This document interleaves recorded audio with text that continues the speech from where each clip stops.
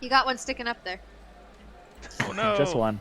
Just one. Just one. Just the one. Only, it's the only one between the two of us. Hey everybody, welcome back to Gear Gaming 365's Descent into Avernus. So I'm just gonna let you guys know at home that today I'm sick. I'm sick as can be, and I went and got tested for the disease, so we're gonna take things a little slow, but we'll see how the day turns out. But we're still gonna try to play some D&D and have some good fun, so that's an important thing. We left off last time we got together with the Catman and Robin show. Luckily, Luca is back to join us again. Welcome back, Luca. Hey, everyone. We left in a sort of a market type of area where their new found friends Joe and Penn had led them to, and some deals were made for some cool stuff and whatnot. So you two go to sleep in the market, okay? And you're passed out because this is like the best night's sleep you've had for a very long time. This is like one of those like dead to the world sleeps. But you're abruptly woken up by somebody knocking at your door. I'll get up. Coming! Jeez! Stop! As I get up, now I'm pissed. Like, one knock's enough. Like, crack the door open. It's Penn. He's standing there like with this just kind of like semi-terrified look. You have to knock so much. Like, 3 knocks is enough. What's up? He points out towards the market.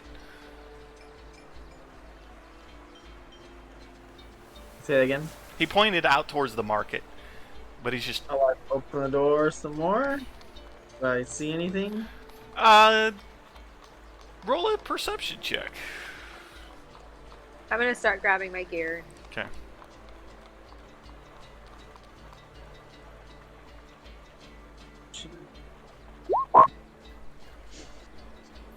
You got those like sleeps in your eyes, and Penn is like a big guy, so like he's blocking most of the hallway. Does he waddle when he walks? Oh yeah, for sure. But you know, you can make out that Joe is down at the end of the hallway. He seems to be talking to somebody. Hey, Robin. I don't know. This clown here wants I'll us go to the door. Me. And like motion for him Birdman. to move. He starts walking out towards where the market was.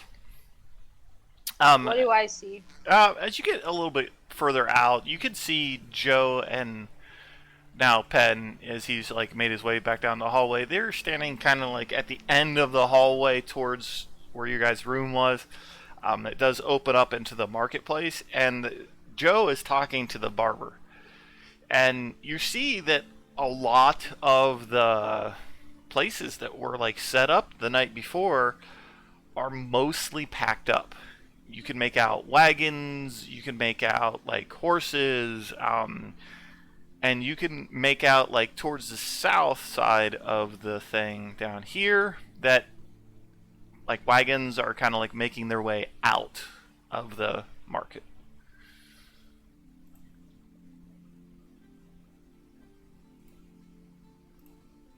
Well, I guess that explains why he was trying to wake us up. Joe turns around as you guys come out. I told him not to wake you up. And like Penn just kind of like slouches just a little bit more. It's fine. We got plenty of sleep. Bernie, the barber, she's all like, see, I told you they'd want to see me. It's good to see you again. Yeah, listen, I know that you two came looking for something specific, and while it seems that you might not have a chance to ask your question, I thought I could at least impart a little bit of information on you before the whole caravan leaves. The person that you're looking for, you'll probably run across again. Your destinies are linked together, and you will eventually run across them. Fear not. Just be patient. Not my strong suit, but I appreciate that. Absolutely. No problem. Thank you for finding us to let me know that. Well, it's the least I could do. You two are my only customers here. Now, if you excuse me, I have to go pack up. I'm terribly sorry that we don't get to say anything else, but I've got to go pack my wagon up, and obviously I've got to go. So I want to give her 2 silver before she walks away as a thank you for... she looks at the 2 coins, looks at Joe and Penn, and puts 1 silver in each one of their hands, and then just turns and walks away.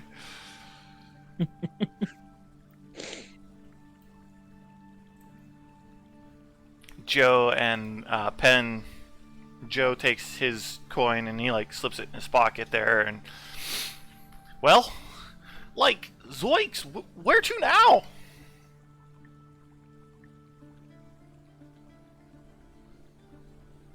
I'll look at Robin. Are we done with them? Like, I Fire? hope not, because I am still using my head. You do not have to follow us around to keep your head. The look on his face is like genuine confusion. Like, You need to live a life of servitude and help those in need. There's a church. You two look like you need us. I'm gonna look at Robin. Penn is Give just out a like chuckle. nodding, like. Give out a chuckle. Oh man, even the people that aren't in the cult don't want us.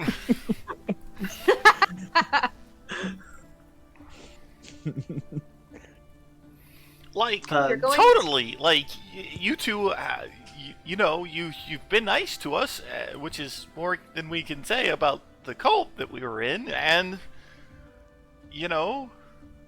we could be of use, because we know people. Penn is like, Well, if you're going to travel with us, then you need to learn to defend yourselves.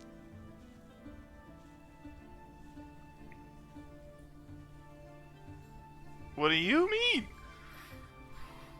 Well, we can defend you to a point, but it's more beneficial for everyone's safety if we don't have to constantly defend you if you can defend yourselves. Like, when we signed up for the cult, they gave us these! And they both draw out a scimitar.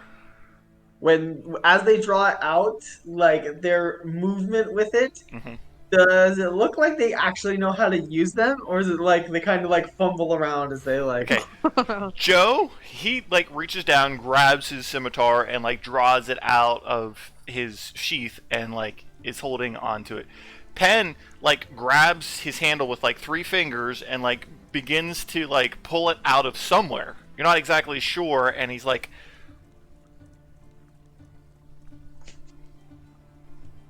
holding onto the blade just like this, and she's like,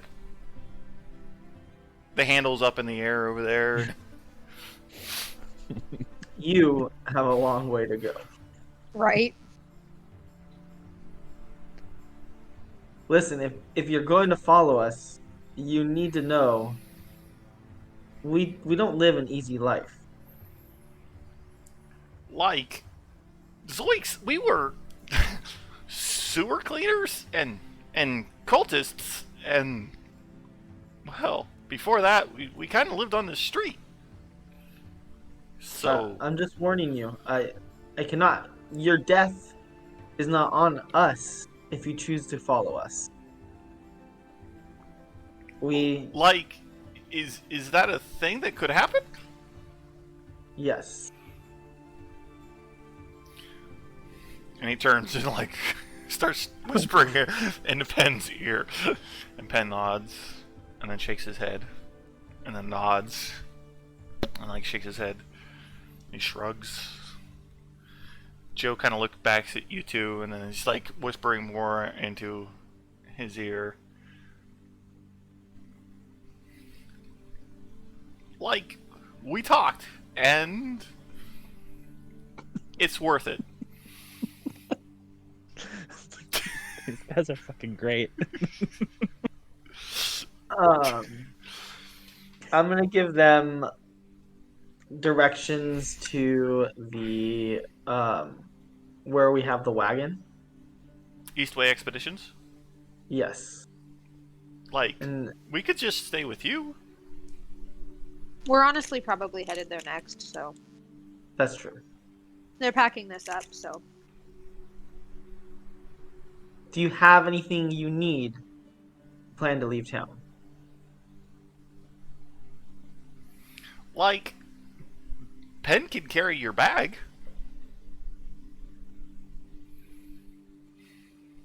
Still in the cultist garb. Yes. But no mask now. Okay, so before we go too far, you need some new clothes.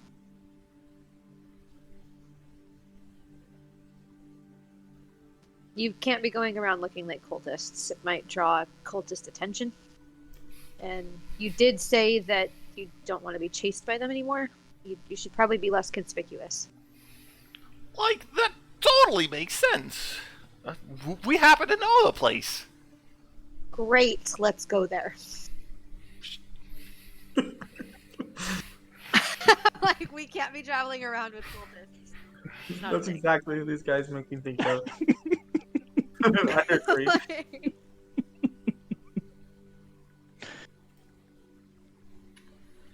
Uh-oh, is there some sort of message on Discord? I shared for the Uh. group what these guys are about. Bolt skull. Yep, pretty Is much. anybody else- That's Is exactly. anybody else's Baldur's Gate map really blurry? Oh, No. Oh, there no, we go. mine's pretty sharp. Oh, now it's sharp. Exactly. That's exactly what it's like. Kinda, yeah. You got like a Shaggy and Scooby sort of vibes slash like Jay and Silent Bob slash Yeah. Yeah, vibe. Jay and Silent Bob too. There's a long list. yeah, there's a long list. So, I don't remember what section of town you guys were in. I think it was Bloomridge. That's where the warehouses were. I think so. I wanna say. Yeah. So we're with these guys. Yeah. So like down here at Bloomridge, they take you out of the market square. As you guys are leaving, you can see like the last of the wagons kind of like pulling out. Oh, excuse me. There's also a fun little fact that like when you guys get out to the main street, there's no wagons. They're just gone. They're just gone. Huh. So like you guys like get confused a little bit, so you go back and like look into the square. They're not there either.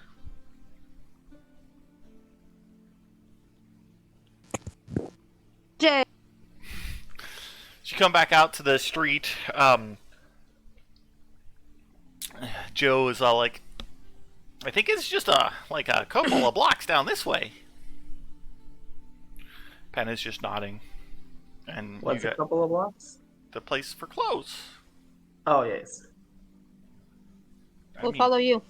I mean, you did want to get new clothes, right? Well, you need new clothes, but yes. Well, Unless you have clothes underneath the robes. no, they kind of took our street clothes and burned them. Pen like looks really sad.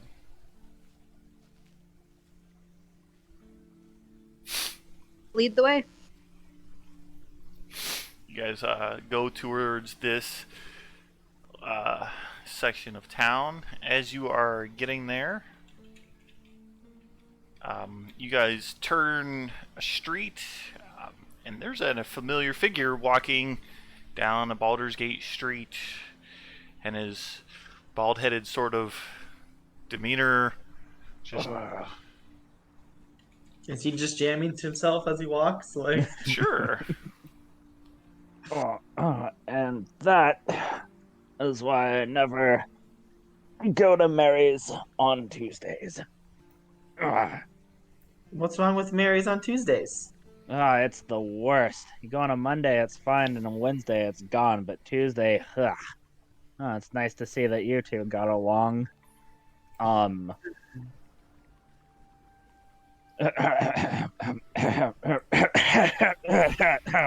Kind of motion Like, to my like, give you a pat on the back, like, you okay? lean in and say, I don't mean to alarm you, but there are two cultists directly behind you. They're both They're in like, front of us, actually. They're leading the way. They're leading the way. but by the time like you run into each other, they've like kind of see that like you know this person, so they're giving you that respectable distance as you talk to them. Like totally. Cultists. Oh, that's Mr. Kerr and Mr. Gwen. Hello? Are you with the cult? Like not anymore. So you see like a 5 foot tall, like extremely rotund individual in a cultist cloak, and like a 6 foot tall, skinny as a nail with like the soul patch right here. Two humans in a cultist robe, and like the bigger gentleman, he's just like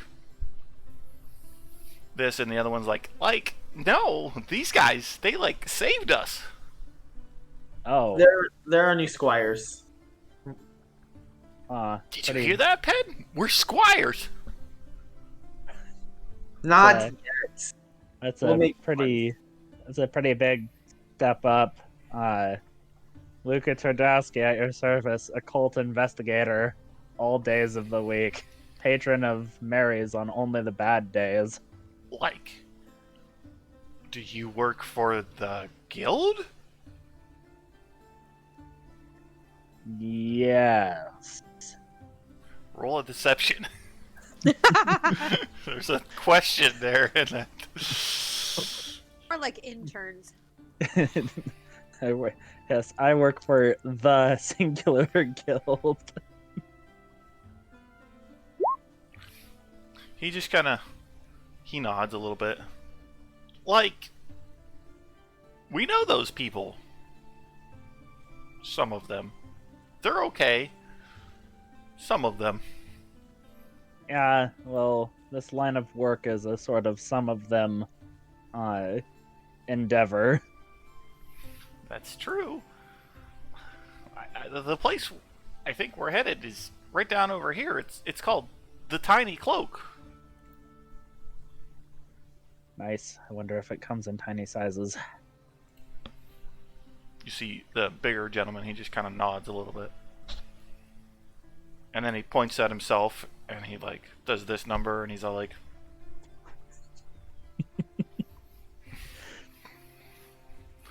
Like, you'll have to excuse my very eloquent friend. He can sometimes jabber on a bit. He's a man of many words, of great import. He, like, elbows Joe in the side. He's like...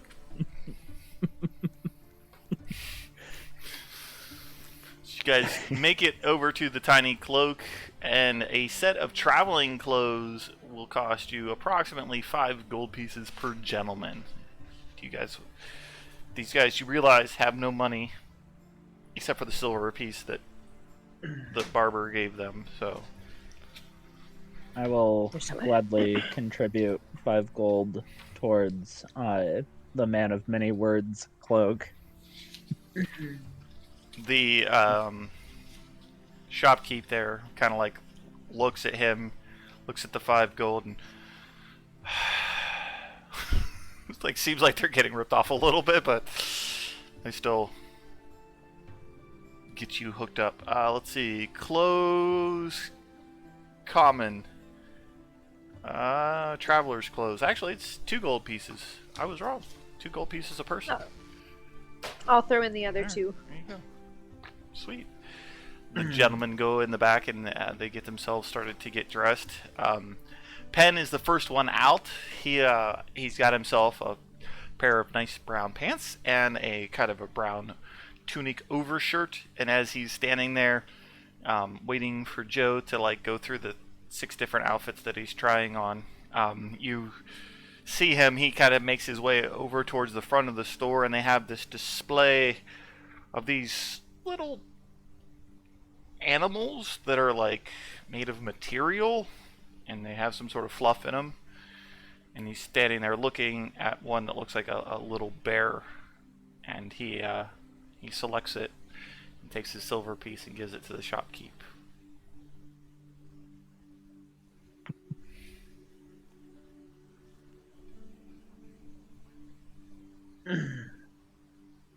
He starts cuddling his bear.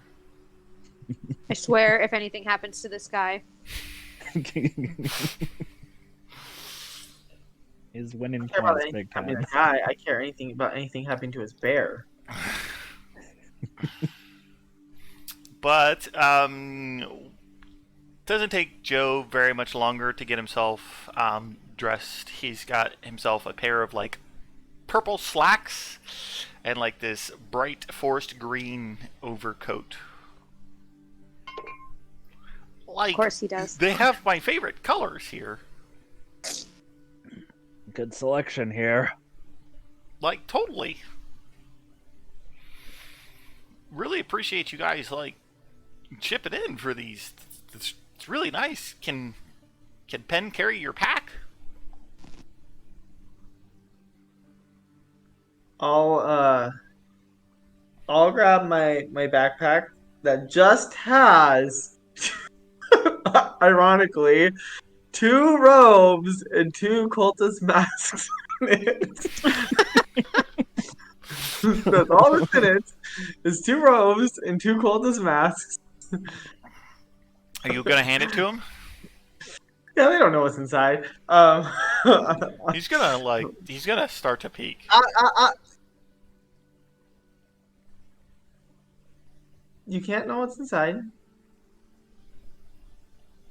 Thank you. He stuffs his bear underneath one of the straps.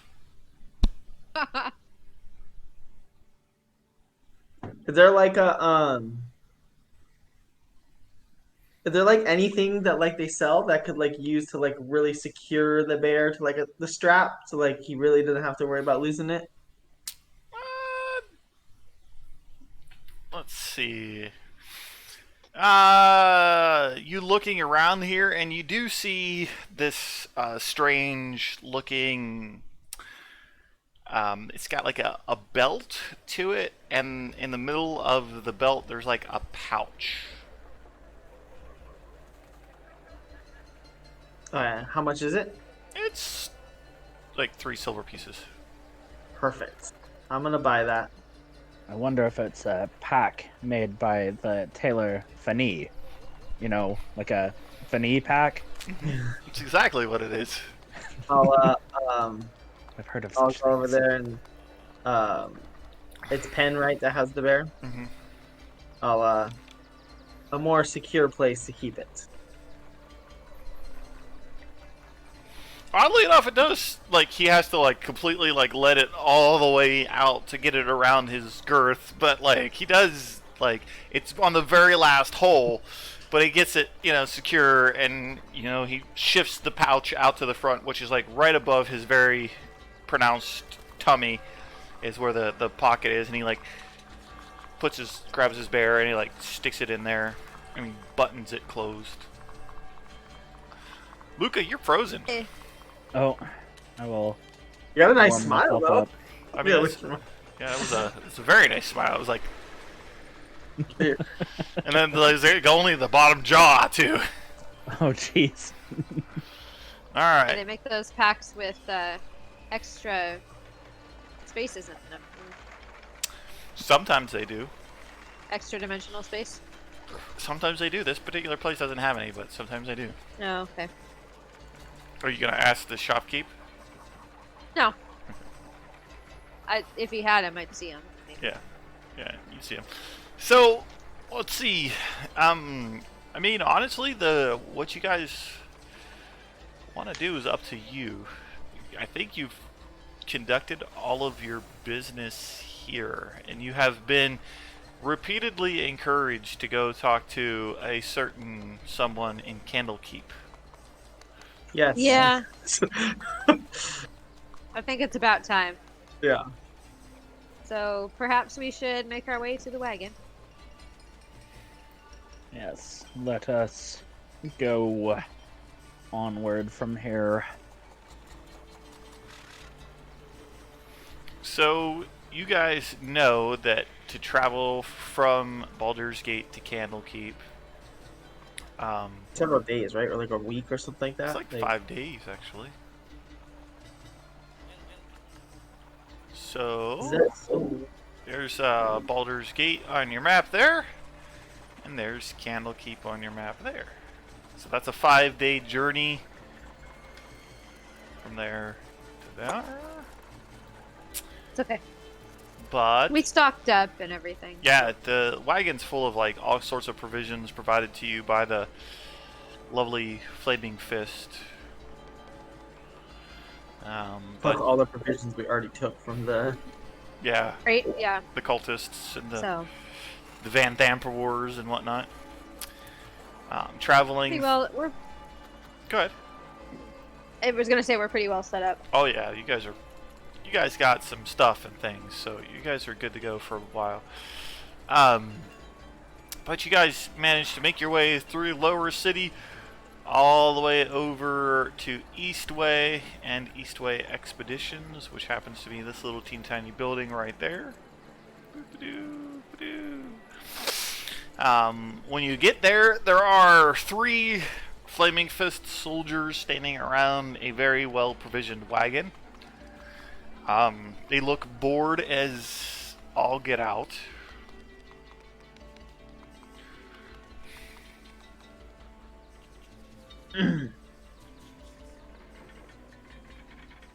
Well, Hey, you're let's get this show on the road. You're still here. Who be thou? Luca Twardowski, occult investigator. Don't rightly Did you do recognize that name.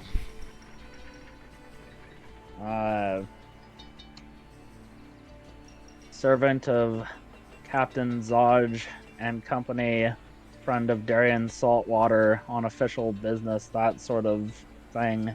Ringing any bells, blowing any whistles. I take it you're the ones here for the wagon? Yes, sir. That's us. Good.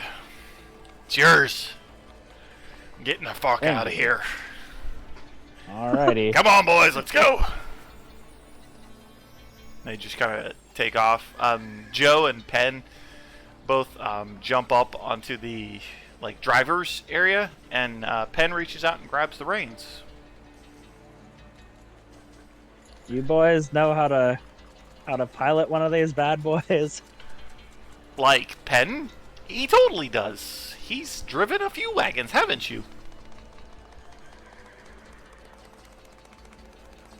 What a credit to the team, Penn. In that case, I'll hop in, completely trusting my livelihood to the machinations of these two. Points at Jag and points at the wagon. I'll walk. Is it possible for me to ride one of the horses while they? Not really. No. They got the reins. I want to be kind of walking beside the horses then, just so I can be kind of in front. And... They begin their journey out towards the Basilisk Gate. and I don't know if you guys remember why it's called the Basilisk Gate, but the Basilisk Gate has a bunch of tiny little statues all over it. Rumors abound about this particular gate and the fact that at one point in time there was a basilisk that turned some of these animals into stone, and they just put them on the outside of the gate as like decoration. It's a little macabre, but I dig it.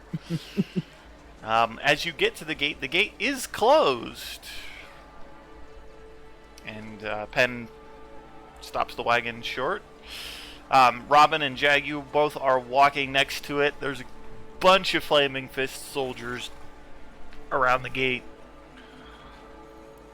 You do see a female captain that seems to be kind of in charge of this particular area. Now, listen. The gate's been sealed for like 3 days. It's not like it's something new. We've been quite busy. Why is it sealed? It's been sealed on Commander Porter's orders. Out of character. Don't we know Commander Porter? She was the one that actually came in on the meeting with Zodge. For you. You're the only one that met her, because everybody else was busy doing their own thing. Okay. I knew that name sounded familiar. Commander Porter was the one that was like not expected, but eventually she showed up because her travel was hastened by magic, and she is the acting Flaming Fist like person in charge. So Robin, isn't she the one that ordered our wagon be filled with provisions? She was. Yeah. Yep. The candle keep. Yep. Just as a reminder, out of character because I wasn't there, but I thought I remembered for you. Of course. She actually provisioned the wagon for us. Is she here? No, she's bloody not here. She's got important things to do. Commandering things to do.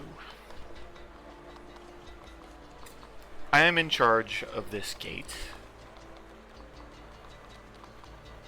What instructions did she give you specifically?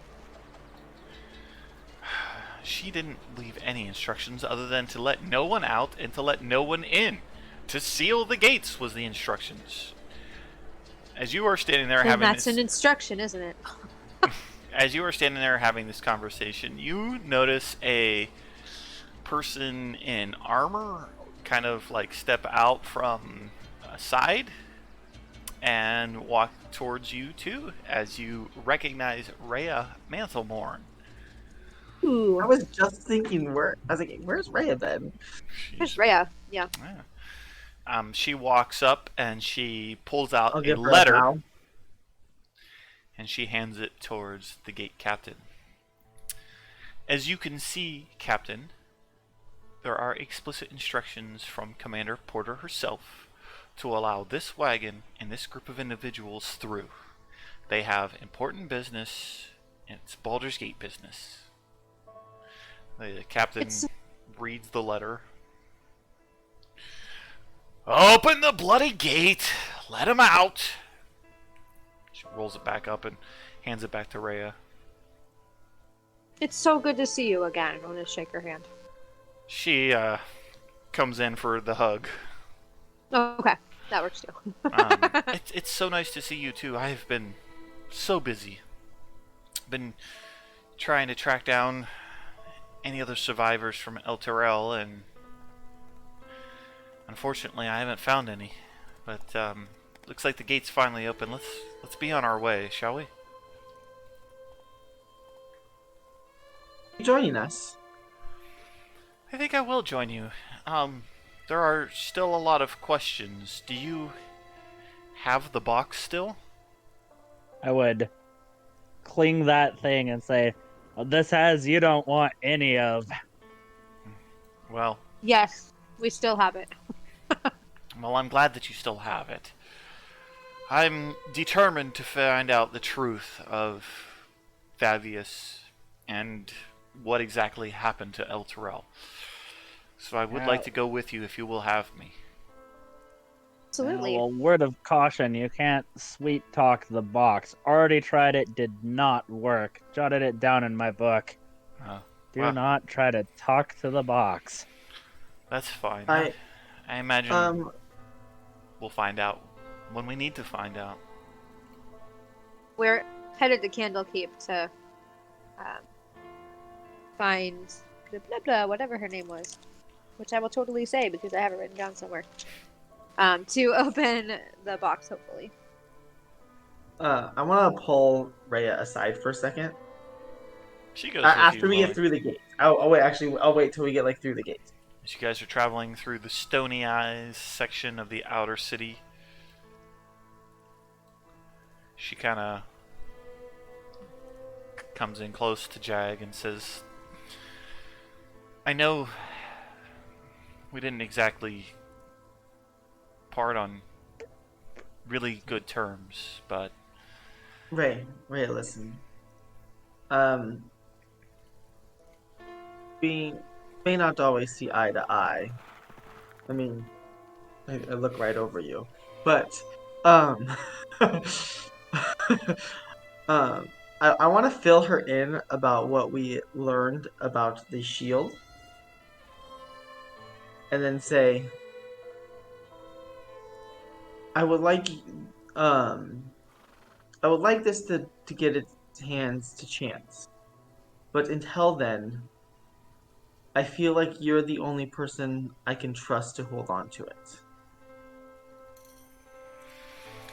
well, If you would. honestly, I don't want to have anything to do with that. I do appreciate that, but I think the best thing that we could possibly do with it is maybe put it in the wagon and get it away I from thought it. about that, but I worry just leaving it unattended like that. It could fall into the wrong hands. I imagine that there's a possibility of that, yes, but there's a possibility of that even if I carry it, or you carry it. That is true, but it lessens the possibility. I'm not comfortable carrying something like that. You say I- it's got some sort of a demon in it, and I'd Yes. rather not have anything to do with demons for quite a while, as you can imagine. I can. I respect the decision. But I do appreciate that. Didn't you have someone in your party that could wield a shield? Oh, he disappeared on us. I imagine he'll catch up. He's Yeah. kind of spacey like that. Things do happen by chance around him.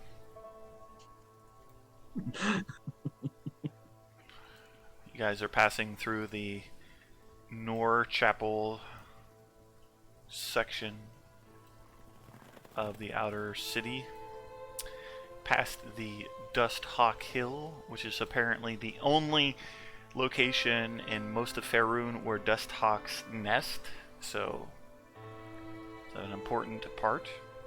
You guys could pass by Little Kalmashan, which is a walled area where most halflings live.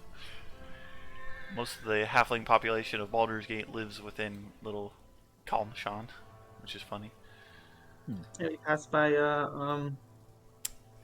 what's her name's church. Yeah. All right, blanking on. Your own character? You're blanking on your own character. I know I'm like Cortana. Listen, I forget my own name from sometimes. So. Passing through Whitkeep, along the trail, the outer city, through the Sow's Foot. This is essentially this whole section of town here is known for their one particular establishment, the Ham Hawks Slaughterhouse. This is where 95% of the pig farmers in all of Baldur's Gate live. Very smelly section of town. Place smells like a pigsty. Might, yeah, it just might. passing through the Twin Songs. Twin Songs is the section of the outer city that supports the most amount of random religious shrines, including the Church of Last Hope. As you see, it's labeled on your map there. This particular town is known to host all sorts of religious things. I just wonder if it's your last hope before entering this demonic city, or if it's your last hope as you exit the city. Yes, a little bit of both. I thought I had. No. Thought I saw a putty cat? Thought I saw a putty cat. No, I thought I had this. Hold on, there it is. Okay. The section of town that you're coming up to next is known as Worms Crossing. So let me go ahead and share this with everybody here. This is a very large bridge that actually crosses the Chainthar River, and you know me and enunciations of names, so I'm not sure that that's exactly correct, but there are shops and houses essentially built onto this particular bridge. I don't know if you guys still have the picture up, but in the picture you can actually see that there's like houses on the side of the bridge. So it's a very interesting place. In the middle of the river is a small island here.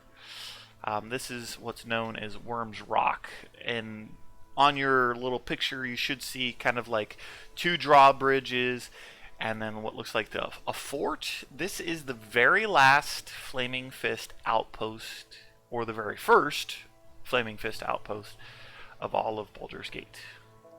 Okay.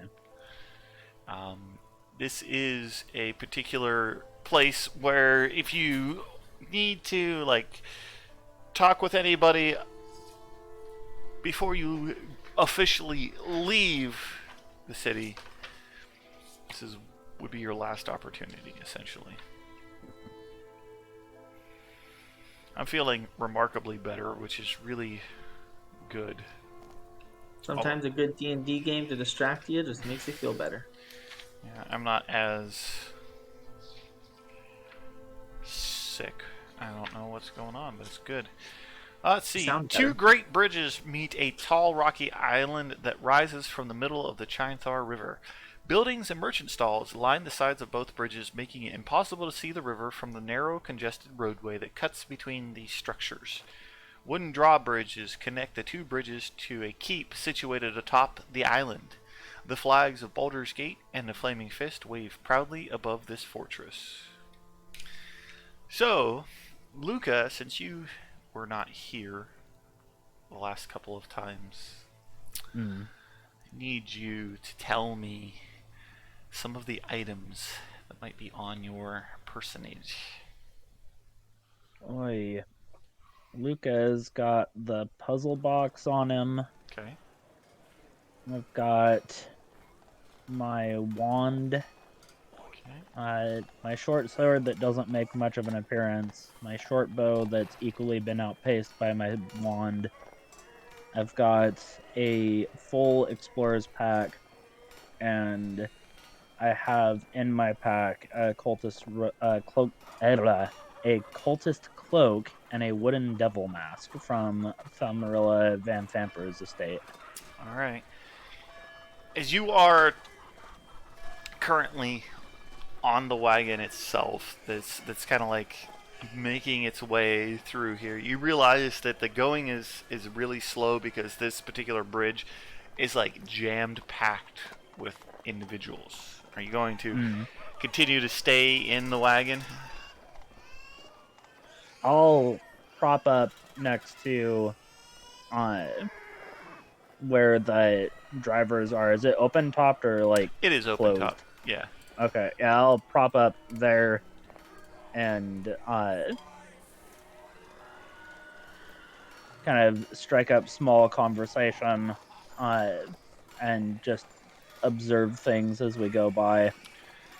As you are traveling through the area, there seems to be a group of individuals up ahead that have like stopped. It's right before Worm's Rock.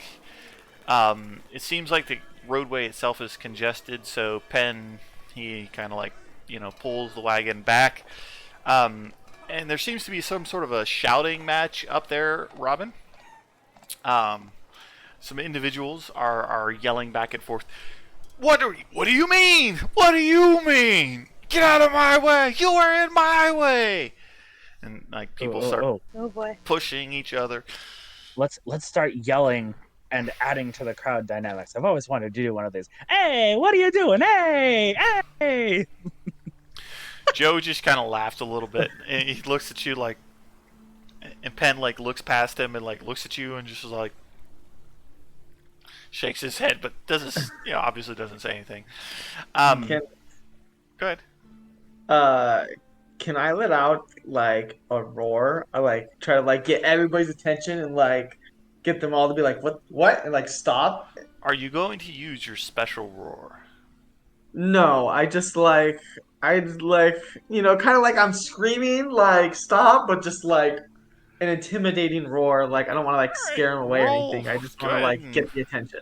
roll a performance. Whoa. Assist with my, hey, oi, what are we doing? Hey! Okay. Are you proficient with performance?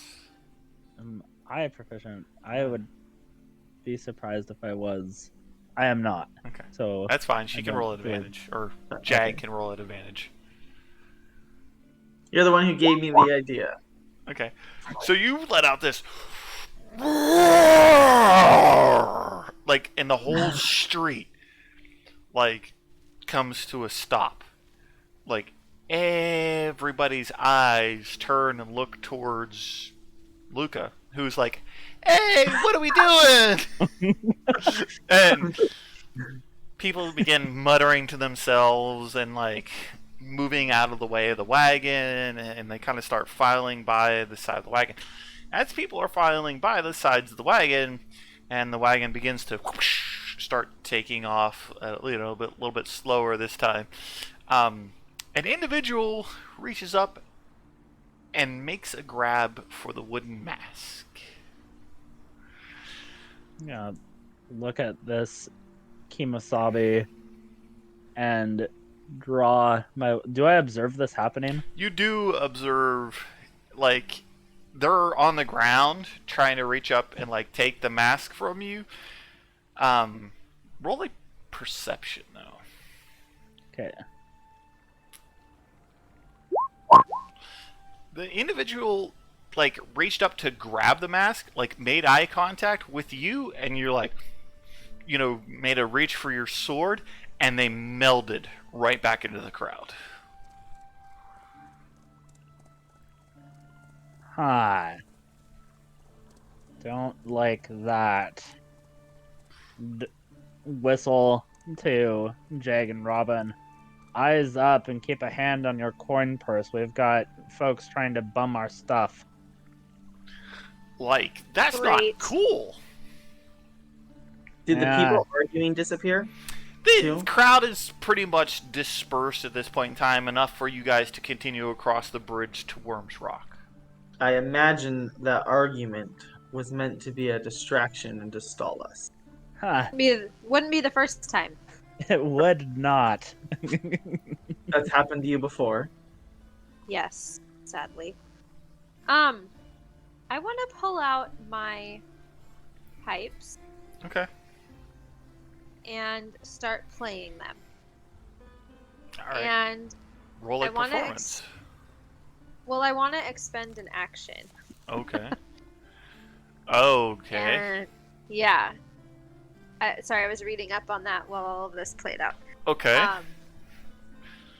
I want to see first off if that was worthwhile. Do any creatures respawn? I gotta remember what these particular items. These are pipes of the sewers, are they not? Yes, they are. Is this something you got from the? Yes. Because I stepped away during your bartering to handle the kids. Let's see. 3 charges and an action you could use. Bonus action. Calling forth one swarm of rats. with each expended charge, provided that there are enough rats within half a mile to be called in this fashion. Oh no, we're on a Determined by the bridge too. DM. Oh my gosh. If there aren't enough rats to form a swarm, the charge is wasted. Called swarms move towards the music by the shortest available route, but aren't under your control otherwise. Let's see. Whenever a swarm of rats that isn't under another creature's control comes within 30 feet of you while you are playing the pipes, you can make a charisma check contested by the swarm's wisdom check. If you lose the contest, the swarm behaves as normally would and isn't swayed by the pipe's music for the next 24 hours. If you win the contest, the swarm is swayed by the pipe's music and becomes friendly to you and your companions for as long as you continue to play the pipes each round as an action. A friendly swarm obeys your commands. If you issue no commands to a friendly swarm, it defends itself but otherwise takes no action. If a friendly swarm starts to stir and can't hear the pipe's music. Okay. Let's call forth one swarm of rats. How big is And a swarm of rats? Swarm of rats is a medium swarm of tiny beasts unaligned. I don't think I want to try the charisma. Okay, hold on contest a as well. second. First of all, let's determine whether or not there's enough rats within half a mile of you, and I'm going to say that there are enough rats within a half a mile of you. You're on this bridge, and this bridge is like full of people. So like I kind of figured. you pull up the pipe and you begin, and then like rats begin like just coming out of like random buildings, running down the sides. Like Penn and Joe are like, like zoinks, rats. I'm gonna keep playing, but kind of hold my hand up like it's okay. All right, Luca, you're frozen. Oh. And it's not a pretty frozen face right now. It's like a frozen. All right. So you do get a swarm of rats there that kind of like comes in front of you and starts like running all over the place. And go ahead. Hold on a second. I gotta find to see whether or not this is actually a creature in here. Is swarm of rats a creature in here? Skeletal rats. Yeah, not those. Swarm of rats. let's not. I mean, Alright. For those of you at home, I've previously had a baton featured in my downtime stuff. I've found my drumsticks and have turned my quad into a drum pad. So Nice. So you have to make a charisma check versus their wisdom check. So I want you to roll a charisma. Your roll is a 22. Their roll is a 7.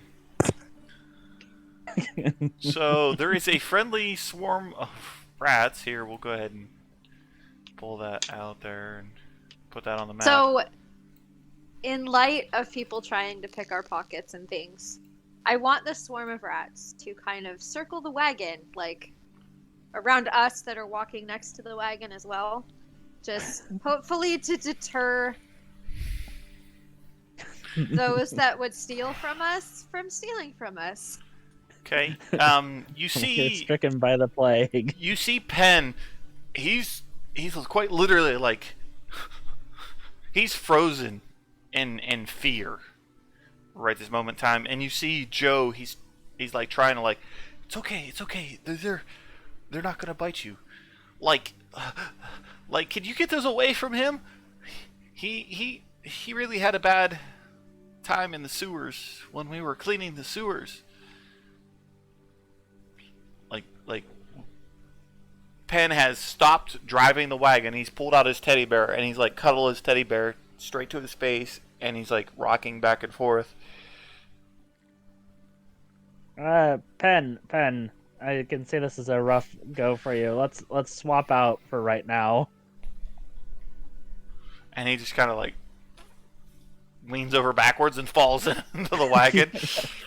He's curled up into a ball. He's got the Joe hops out of the front of the wagon and he's gonna like go comfort poor Penn and Roll There's an animal handling. oh, lovely, my favorite. There's a good lad. I don't have a negative. Oh, in look it, at that! So... There you go. Natural 20. You're like, Oh, get out of here! Yeah! And the horses take off. But you can have the rats like kind of circle and keep other people away. Once they see all these rats like coming towards them, like most people are just like pressing themselves up against the buildings and like moving the hell out of your way. You guys can make it all the way across the bridge into Rivington without any further incidents. Do you want to keep the swarm of rats? I have lost my stuff too many times to let them do it again. It's okay. I have a pipe and I'm using it. I mean, once I feel like we're in the clear more for like the heavy pickpocketing, I mean, anywhere you go, but Okay, you know. roll an insight then. Okay. You're gonna keep them One for. is suspicious. You're gonna keep them until you get all the way out of the actual Baldur's Gate city itself. Sure am. Jag, do you think they're going to make one of those grotesque illustrated children's books about us? And that this will be the highlight, the crossing of Worm's Crossing with a plague of rats bidding us out?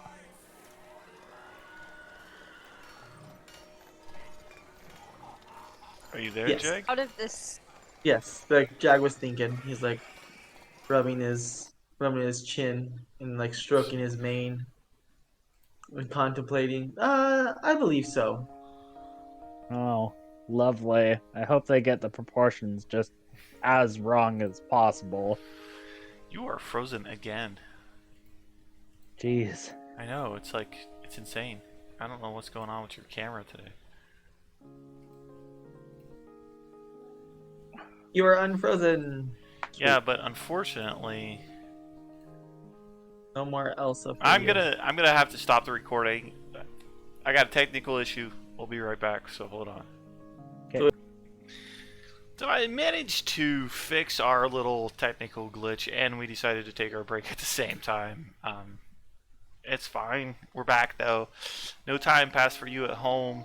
A little bit of time has passed for us here in the studio and at their appropriate houses.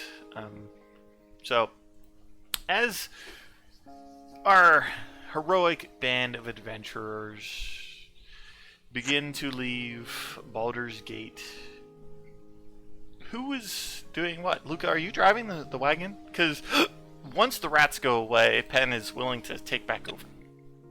Yeah, if Penn is feeling better, I trust his driving ability more than my sporadic bit of luck with these animals. So I will graciously allow him a chance to get back on the horse that bucked him and bicycle metaphors and stuff like that. Awesome. You know, a real Luca to Penn pep talk. Just like you most likely can do this. Good. Okay, so where are you going to be then with the wagon? I am going to resume the much overlooked position of sitting on the moving wagon and not working more than I have to. Okay. Jag and Robin, where are you guys going to wind up being? I'm gonna at the moment kind of walk up like next to the lead horse, like not in front of, but like next to. Okay. Like one of the lead horses. Okay. And Robin?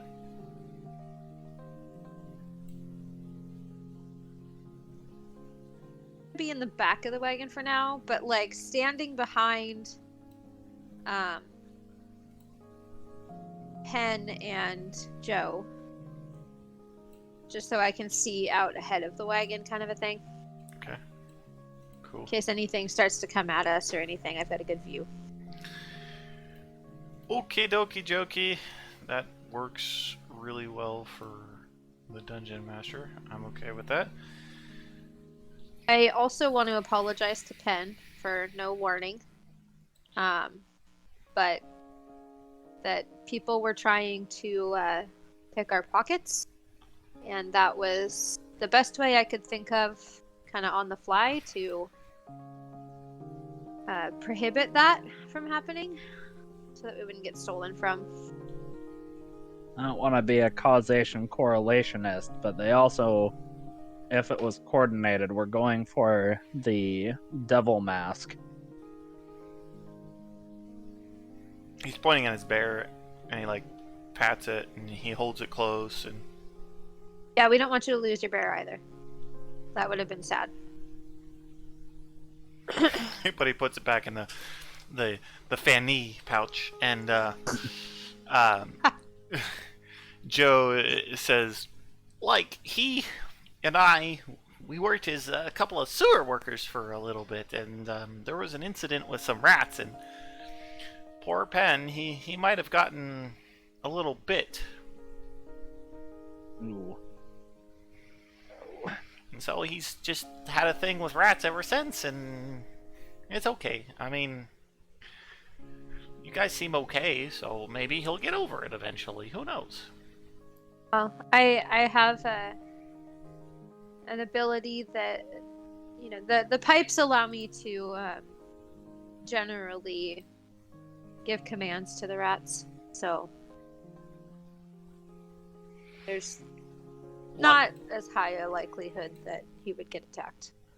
Like, that's completely cool. That's really cool, actually. It doesn't always work, but I have a higher chance of being able to give them commands. So Cool. Why is that? That is so weird. Hold on a second. Having problems with stuff here. technology, yay! There we go. Okay. Jag, do my eyes deceive me, or has your large split in halfer changed to a darker shade? It has. This weird creature. Robin seemed to know it. I mean, maybe you do too, from you guys knew each other longer. It was some abnormally tall goblin that she referred to as multiple goblins. Oh, Don't has one. Don't Yeah, has yes. one. Don't has one, and the lovely What other one? pooch. Yeah, and the lovely pooch, what other one? Well, no, it was don't has one. What other one? And ride. Yes, the lovely pooch ride. So you've made acquaintances. That's yeah. I traded. I'll like kind of like show my teeth, and you'll see like one of my fangs is ooh. missing. Yeah, I made a trade. What do you still carry your other chopper upper as like a keepsake? Or did you get rid of that? I got rid of that as part. Don't really have room to carry two of them. Figured as much.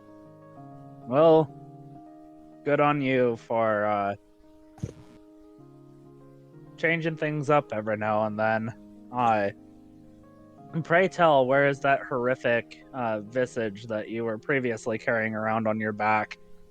It still is there. Like, I've got to dial in my eyes every now and then. If I cross them for too long, I temporally slip out of time and space. I was hoping Chance would be here. He'll catch up. You know, I feel like there's a good chance that he might randomly show up. He does After- do that. I have to say it like that, otherwise I'm being facetious. Yeah, absolutely. Let's see.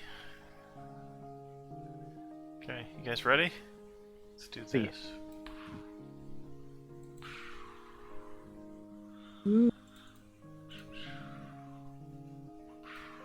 Okay, let dear. Recenter you there. I love it. As Worm's Crossing and Baldur's Gate disappear from view, you find yourselves heading down the coastway.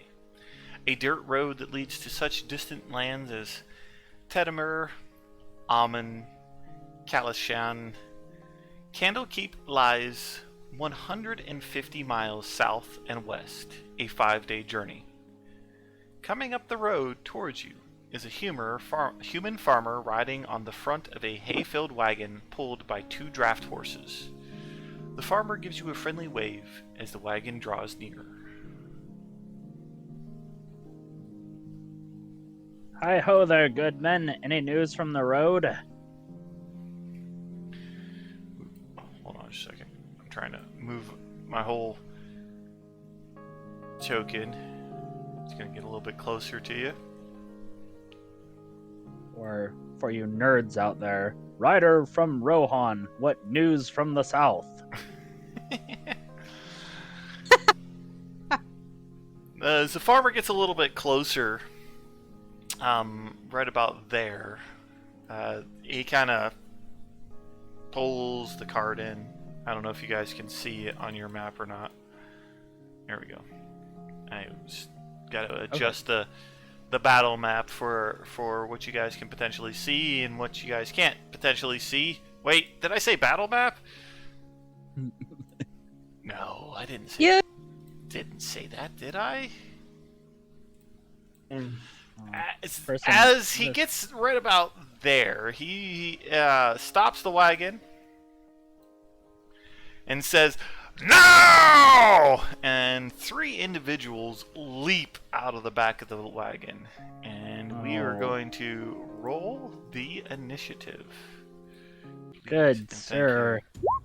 This is one of those decisions that we call a bad and fatal decision.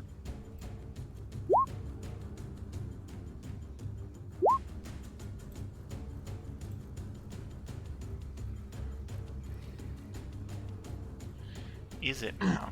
Is that one of those things that you call a good and fatal decision? Potentially. Potentially.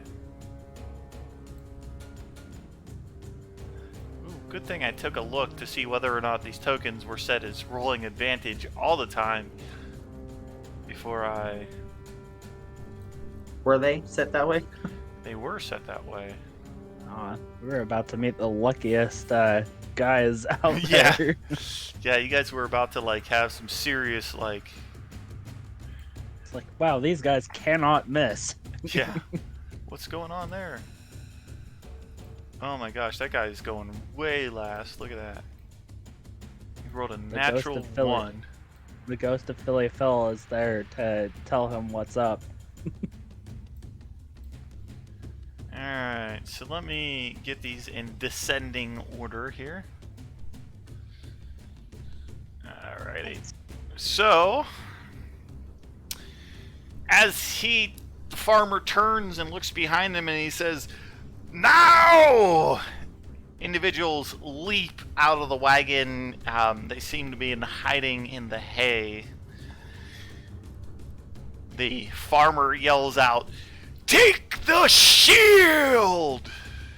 And they're really dumb. They lay a trap and then spring it so far away. Sure. It's exactly dumb. The farmer stands up on top of his wagon, jumps into the air, and right before your eyes, his visage changes from that of a farmer to something completely different. 2 red wings sprout from his back. He takes to the air, flying. And you guys see this monster. Oh, this is the no fun zone. Oh Good man. question, Will. We should have Rhea, shouldn't we? You do have Rhea. I don't- She's not on the Oh no, I do. initiative board. Okay. She's on the map, but she's not on the initiative. So if you want to roll her initiative, I believe you guys should still have access to her. Sure, I have it right here. And so where's the initiative out on?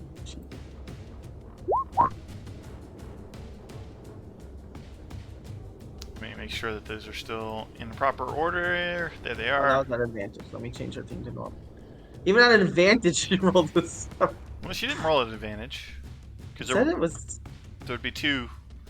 Oh, weird. The advantage was clicked for some reason. Eh. Oh, Don't know. This monstrous creature that just took the form that was the farmer begins to fly up into the air. He is going to be up about 30 feet in the air, and from his hand comes a ray of fire towards... We're going to probably aim at Jag as you are on that side. So that's a 20 to hit you, Jag. that hits. It's going to be 11 points of fire damage. Guess who's not very happy now? That brings up veteran number 1, who's going to 5, 10, 15, 20, 25, 30. 5, 10, 15, 20, 25, 30. He's just going to start running. He's going to pull out his sword and just begin, "Ah! For the shield of the hidden lord!" 10, 15, 20, 25, 30. 5, 10, 15, 20, 25, 30. Oops. I moved the wrong guy. It's this guy. And there. That's both the veterans. That brings up Robin. Sweet. This is awful. So I'm going to reach into my component pouch Okay. and pull out 7 twigs Mm. and mutter some words and cast a spell. So, okay. I'm gonna try to actually draw the thing, but I'm really bad at this, so.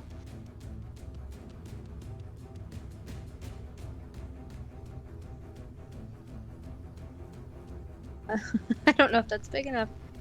5, 10, 15, 20, 25, 30,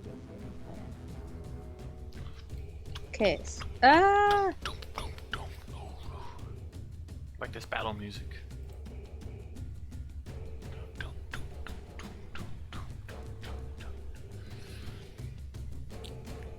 What are you gonna do, Robin? You're casting a spell, obviously. Yeah, I'm trying to draw the circle Of what? of spike growth. Oh, on the ground? Yeah. And I had it, but then it deselected. Let's see. Okay. Think that's Ah. Okay, so you're just gonna put Sarah. some spikes down there. And then what happens if the creatures are in the area of effect when it's cast? I wanted to put it right there. Okay. So that's where it's gonna be. They have to do a perception check against my spell save DC to recognize the terrain as hazardous before entering it, but the transformation of the ground is camouflaged to look natural. Okay. The ground twists and sprouts hard spikes and thorns. The area is difficult terrain for the duration. When a creature moves into or within the area, it takes 2d4 piercing damage for every 5 feet it travels.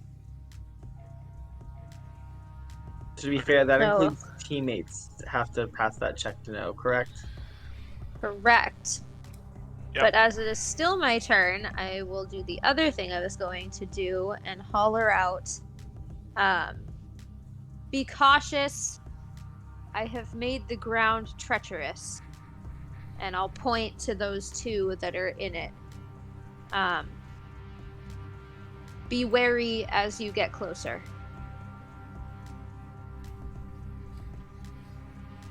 Teamwork makes the dream work. Yes, it does. And that is my action. I don't think that I have anything else I can do. So Okay. That brings up Jag Longstrider. All right, so I need to make a what check to recognize which ground is? Perception check? perception. Yes.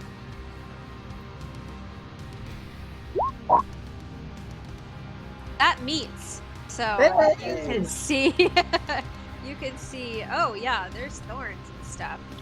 Okay, perfect. Jag is going to, on just like all fours, start sprinting at this, thematically on all fours. 5, 10, 15, 20, 25, 30, 35, right there. And like as I like get close, I want to like in one action like pull out my great sword and like spin around and like swing it right at this guy's like waist, like Okay. attempting to like chop him in two. Alright. I am gonna like as I'm running like let out a roar and bonus action rage. Okay. I already have rage checked. Alright. And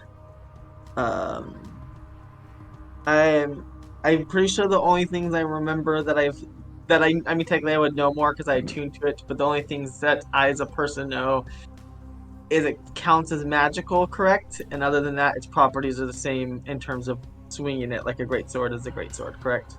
For right this moment in time, yes. That's what I thought. I want to double check that I didn't forget something. With your leaping up to your feet and like getting up to this individual that's standing there in front of you looks to be unlike most of the other people that you've fought.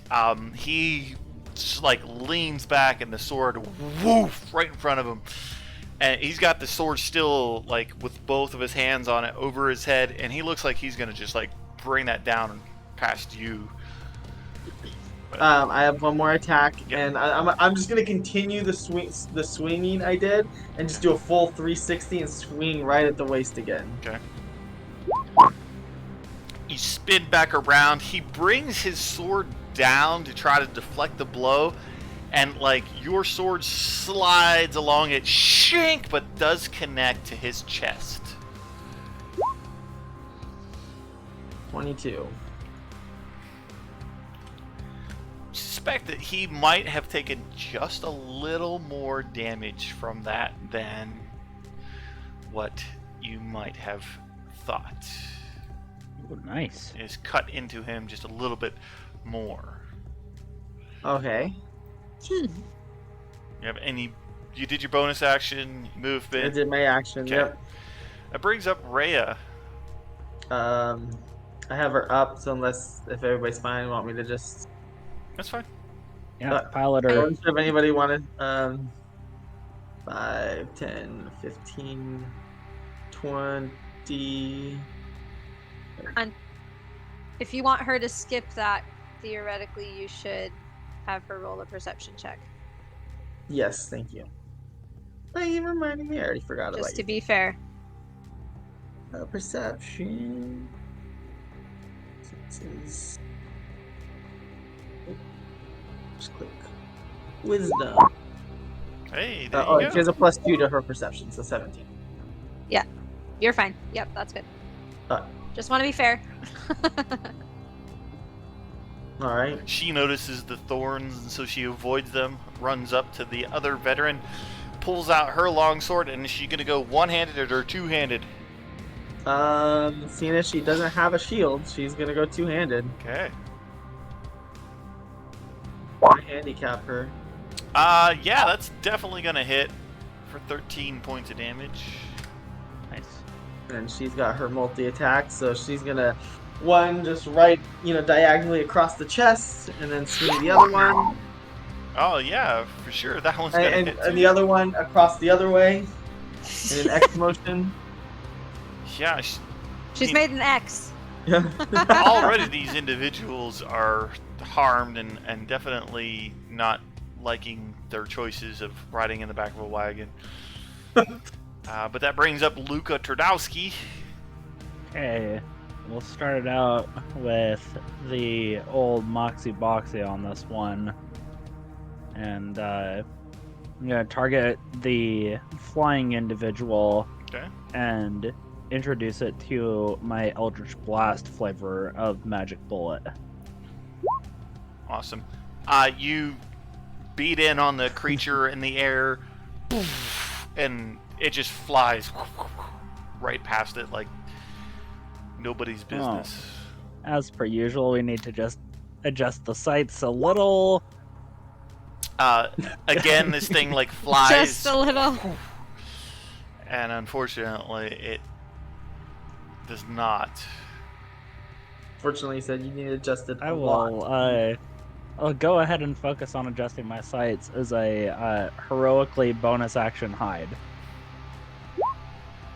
Okay. That brings up the last veteran here. He's gonna 5, 10, 15, 20, 25, 30. He heard you holler out that you have made the area treacherous, so let's find out whether or not he's going to. He does seem to get up a little bit further, look down, and like shake his head, and he angles around the area towards Rhea. 8. That brings up the Cambion, who's gonna 5, 10, 15 fly this way just a little bit. He's going to go ahead and target Jag with the Fire Ray. Unfortunately, you went reckless. I did go reckless. So that's first Fire Ray against you is a 24 to hit. That hits. That'll be 12 points of fire. So 6. And the second one, also going to go for you. That's an 18. That hits. That's going to be 8 points of fire damage. 2 beams of hot red fire, just kind of like into your back. They like hit the shield, and I can like singe the hair behind it. Ow. That's going to bring up the veteran right in front of Jag, who's going to take his long sword two-handed and try to hit Jag. First attack is going to be an 18. That hits. So he's going to bring the long sword down and around and kind of like jab at you for 12 points of damage. So he's going to 6. poke you in the chest there. He's going to pull that back out, and then he's going to try to slice across your chest, just like you did to him. That's a 17 to hit. Barely. That's going to be 9 points of slashing damage to you. So 5. And he's just going to go ahead and, let's see.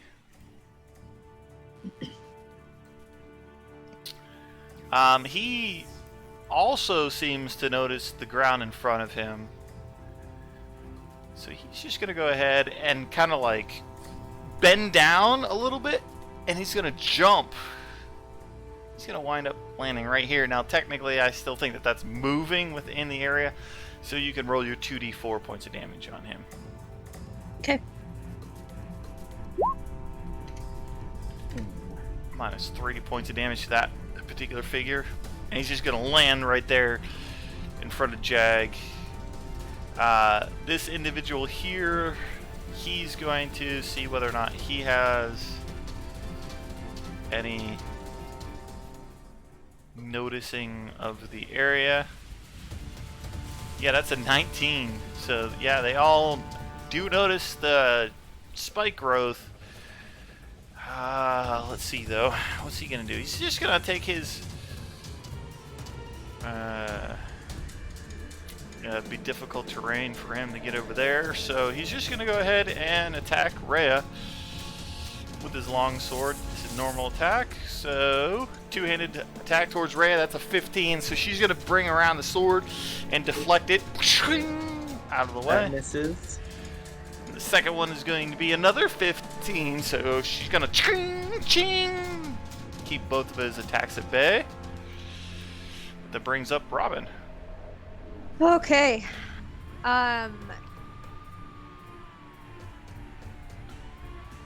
Oh, we've got I'm- the police are coming, folks. I heard the siren in the background. Oh, geez. I've been here all night. It's So called Superhero, the music that's playing right now. Nice.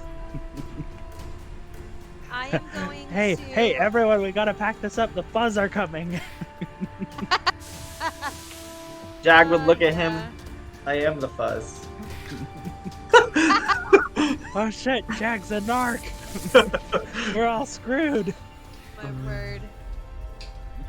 Okay, so I'm going to get angelically angry, which might frighten our friends, but I'm gonna do it anyway. Just happened. So my wings sprout. I'm glowing. My eyes are luminescent, and I'm going to fly. Ooh. 5, You 10, can fly. I can fly. 15. Yeah, I can do that too. 20, Do better. 25. I'm gonna try to kind of be out front here, defending the wagon and my friends, but still in range, and just I want to pull one of my arrows of slaying out of my special quiver and knock it and be ready to Okay. shoot it next time. All right. So, how high up are you there, Robin? Well, I was on the back of the wagon. I probably would have flown, kind of up as I'm going So, forward. like 15 so feet. 15 or 20, yeah. There you go. Now you're at plus 15. Okay. It brings up Jag, who's got a veteran in his base. Yeah, Jag's going to swing, bada swing. Yeah, that for sure is going to go ahead Yeah. and just connect hardcore on this particular individual. Yeah, he's bringing it down right on the shoulder. Another 20.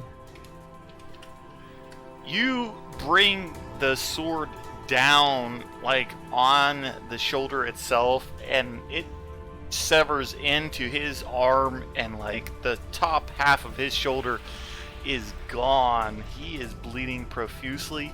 Does not look good in any stretch of the imagination. Great. The next one's gonna be I'm gonna spin around and bring it right level with his neck to go for the head off. Go for the head. Natural 20! man. Off with his head! Loop!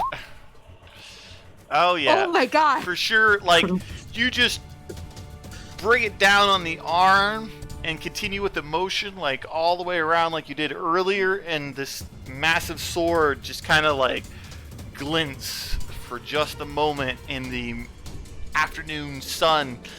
The runes along its base sort of shine for just one moment, and the head goes floop off the body. The body stumbles for like a few seconds and then falls down to the ground. And from behind me, I can hear. Does having now swung this sword a couple times, does it feel like, like the most elegant, like finest weapon I've ever felt like swung? It definitely feels lighter in your hands than your previous sword, but not too light. You could still get the power behind it. Like, connecting with this individual's neck, there was like no hesitation with this thing, like, chopping through it. And that, like, from your previous sword that there's, like, you gotta put a little bit of force into that to chop somebody's head off. So it's a really nice sword. Robin, isn't it every 5 feet of movement I take 2d4 damage if I go through that? Yep. Yep. But it's only halved for you. Yeah, that's still. And you're only gonna get half your movement. Oh yeah. So I can't even make it all the way across. I have another attack I could do for killing somebody, but I can't close that distance over there now. Yeah, you wouldn't get that far, so. Will with my bonus for the Great Weapon Master, I get the extra attack if I kill something. Am I able to draw one of my hand axes and throw it with that extra? I don't have the rulebook in front of me and double check the wording on I on don't the Great Weapon either. Master. So which type of barbarian are you? The frenzy barbarian? It's a Great feature. weapon master. That's right. The Great Weapon Master feature. Yeah, it's a My rulebook. My feat rulebook's itself. upstairs. Yes. It's your feat. Let me take a look real quick, if you don't mind. It's you could make one melee weapon attack again as a bonus action. So I'm gonna say that you couldn't throw it because that's a ranged attack. Okay. So I would. So I figured, but I figured it never hurts to ask. Yeah, unfortunately. True. Since I did notice this, I am going to make my way around to Rhea. So 5, 10, 15, 20, 25, 30, 35, 40. Okay. That brings up Rhea, who's now got two of these individuals next to her. And as I'm like running, I'm gonna say like, "Thank you, my friend," in my head, like to the sword. Okay. And then Rhea is going to swing. Oh with my the miss. goodness. She like tries to bring that sword around and the tip of it just connects with the dirt itself and like throws a little bit of dirt at him and kind of get She's the gonna like aluminum recollect herself. bat type of thing. She does try to collect herself and she brings it around. He brings up his sword at the last minute, parries it out of the way. She gonna stay there? Yeah, she's gonna stay there. She's not gonna. She's not gonna put 2 opportunity attacks. That brings up Luka Trudowski, who's kind of using the cart, I imagine, at this point in time to like hide behind, trying to get a like surprise attack. Yeah, I'm trying to get a bead on him. I'm within range, and I've neglected it for a long time. I'm gonna try to short bow him. Okay. Unfortunately, your stealth did not beat his passive perception, though. Okay. Yeah, I know. That's what's really crappy about this particular individual. That is going to go ahead and hit. The arrow just like grazes him a bit, but it does make contact. Go ahead and roll your damage. Okay. It's just a little graze on his side there that the bow and arrow got.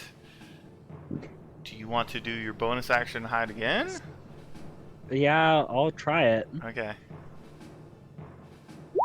I moved slightly. I'm not in the same position as last time. Yeah. He clearly didn't see the person that only moved. Let's just say that if couple you had feet forward. gotten it one more higher. Alrighty. So, I mean, it sucks. Yeah, no worries. All I'm right. still gonna use my bonus actions as I can. Just like I may get lucky on one of them. Absolutely. This individual is going to take another longsword swing at Rhea. That's a 17. I believe that's going to connect with Rhea. That meets. It's gonna She's gonna go to bring up her sword, deflect, but just barely miss. It's going to be 5 points of slashing damage to Rhea as one of the two individuals gets a hit. I believe that this one's name is Falar. F-A-L-A-R. Falar's second hit, though. Now that she's got her sword up here to try to deflect his earlier blow, he's going to go ahead and bring in a nice slow swinging upper hand cut with a 21 to hit her. It's going to be 7 points of slashing damage, getting past her defenses and hurting her quite a bit. The Cambion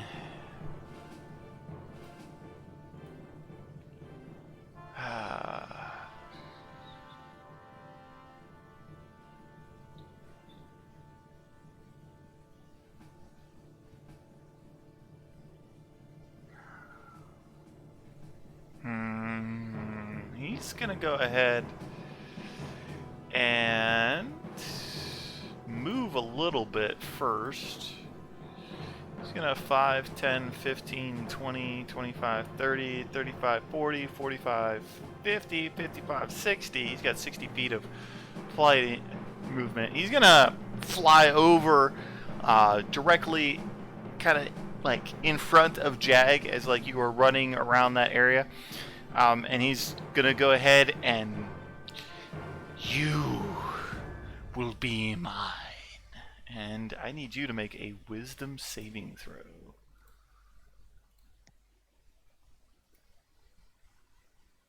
Okay, a wisdom saving throw. Yeah. I don't know if you have anything against charm, but if you do... I'm gonna double check that. Ultimate weapons, dexterity check, dark vision. You said a wisdom? Correct. Turn off advantage. You instantly find yourself compelled to be this particular creature's friend. There's nothing wrong with this individual. This individual clearly is your best friend from high school. Like, you guys are BFFs right now.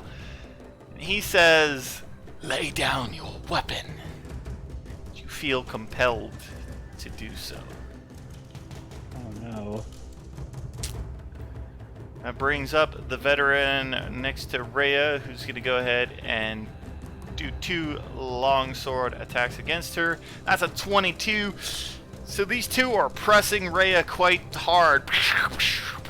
Back and forth. It's going to be 22 to hit with 8 points of slashing damage. She's unable to like deflect against all of their blows coming in against her.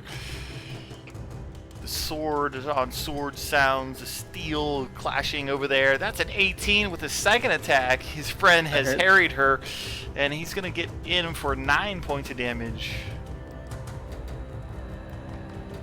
Robin, the Cambion, just like flew over, pointed down at Jag and said, "You will be mine."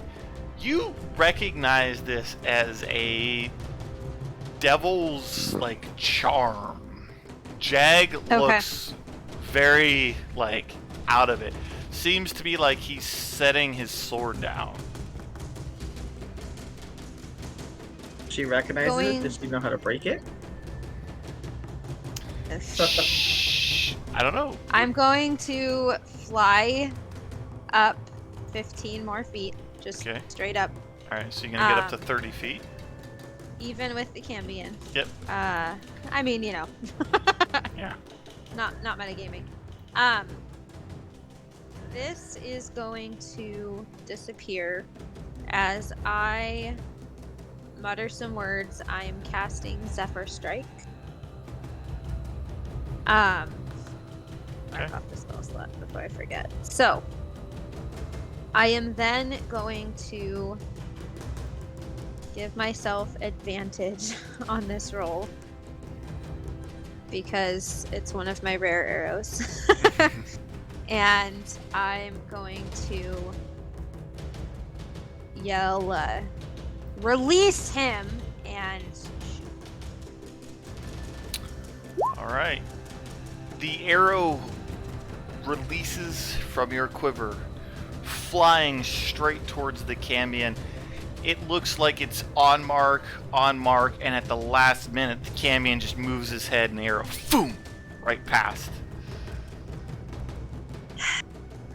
He is mine! Do you want to take your second attack? Yeah. I can't let him do this. Reach back, grab another arrow, knock it in your bow. Are you grabbing yet another special arrow? Those arrows, by the way, are special until they hit something. So it's not like it's gone. And that arrow does reappear in your quiver, the one that missed him. The arrow of slaying? Yes. You didn't hit the target. Okay. Well, then I'm going to try again. I thought I just got 4 and that was it. Okay. So I will aim and try again, but let me... Just remember that when they hit their target, they reappear and they're non-magical. Right, no, I get that. Yeah. Yeah. I just thought it was one and done. So, okay. So I'm going to aim again. Just regular this time. Yeah, no advantage, unfortunately. The second one, however, you take a better beat on him and you're like, you are going to die. He is going to die. Right into the center of his chest. And how does the arrow of slaying work again? Okay, so he needs to do a Constitution saving throw. Constitution saving throw. This is just against the damage. Okay. That is a 25, unfortunately. So he's going to take half. So first I'm going to roll just... This is just the damage from the arrow itself. On top of that... I roll... How do I roll more than 5? Just type /roll. I've done it that way. Okay, so... roll... Then what? How many is it? 6. So roll 6d10, right? It's 66. What is it? 60-10. Yeah. See, it's not recognizing it. Roll. 6d10. Okay, there we go. That's mine, but do you want that, or do you want to do your own? Well, I want to do my own, but it's not... So, /roll, space, 6d10. Space. The space is what you didn't say. There you go. Okay, well, whatever. And then... So it's half of 32? So 16 and 12 is 30, plus my level is supposed to... So 30 from the arrow, 5 is radiant, if that matters. What? That's a bit too much. Hold on. Rewind. Back up. So half of that damage right there, half of 32 is from the arrow of slaying. Yes. So it's 17 points of damage from that arrow of slaying. 16. Okay, 16 points of damage from that. And then... 12 from just the arrow. It's 60-10 on top of the arrows. I already got that. 12. Okay. Okay. And then And it's... then 5 radiant because I'm... Yeah. Because you're in your special... I'm angelic right now, yeah. Angelic. I separated it because I don't know if it matters regardless, so... He has resistances, but that's a magical arrow, so all of that damage is magical to him. Right. So that is a really awesome thing. Are you going to stay there? Do you got any... You did a bonus action, you have Zephyr Strike going. I'm good. Jag, you are under the effects of a fiendish charm, and as such... says specifically, the target obeys the Cambion's spoken commands. Okay, perfect. It told me its spoken command was only to lay down my weapon. Yep. I'm going to lay down my weapon. Okay. I will then continue running towards the other people. I see him as a friend, and I followed his order. I still don't see them as a friend. Okay, that's fine. That's correct? Sure, yeah. So 5, 10, 15, 20, 25, 30. Oh, there's no thingy here anymore. I'm gonna go right there instead. No, it drops. I had planned my movement out to go around, and I'm like, oh, now there's no thingy there. Okay, and I will pull out, as I run, one of my hand axes. Okay. And swing it at this one this one right here, because this is the one she's already hit. Okay.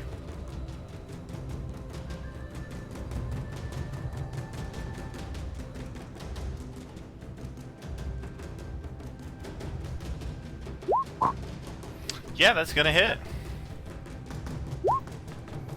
8.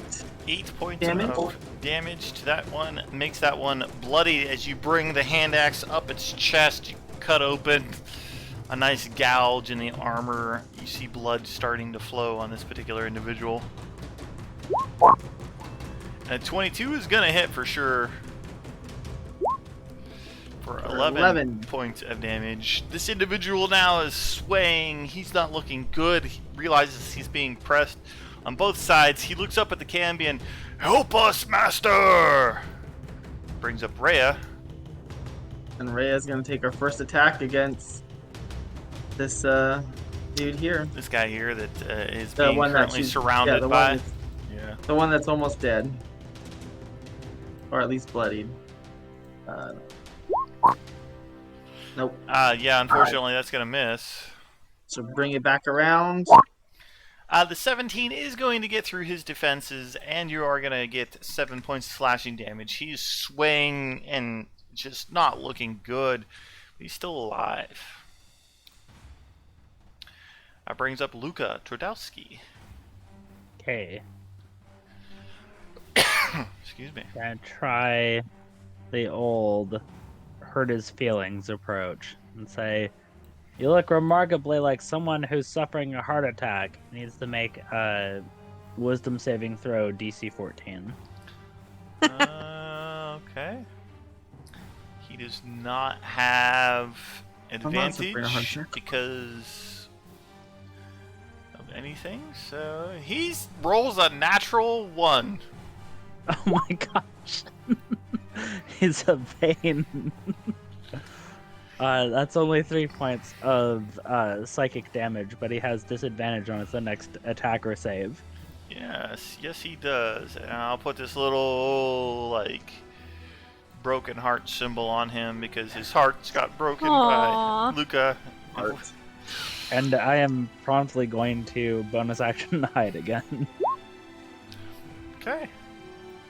The veteran down here, seeing Jag run up, he's going to split his attacks between Jag and Rhea. Now that his friend is like over there, like bleeding to death, practically.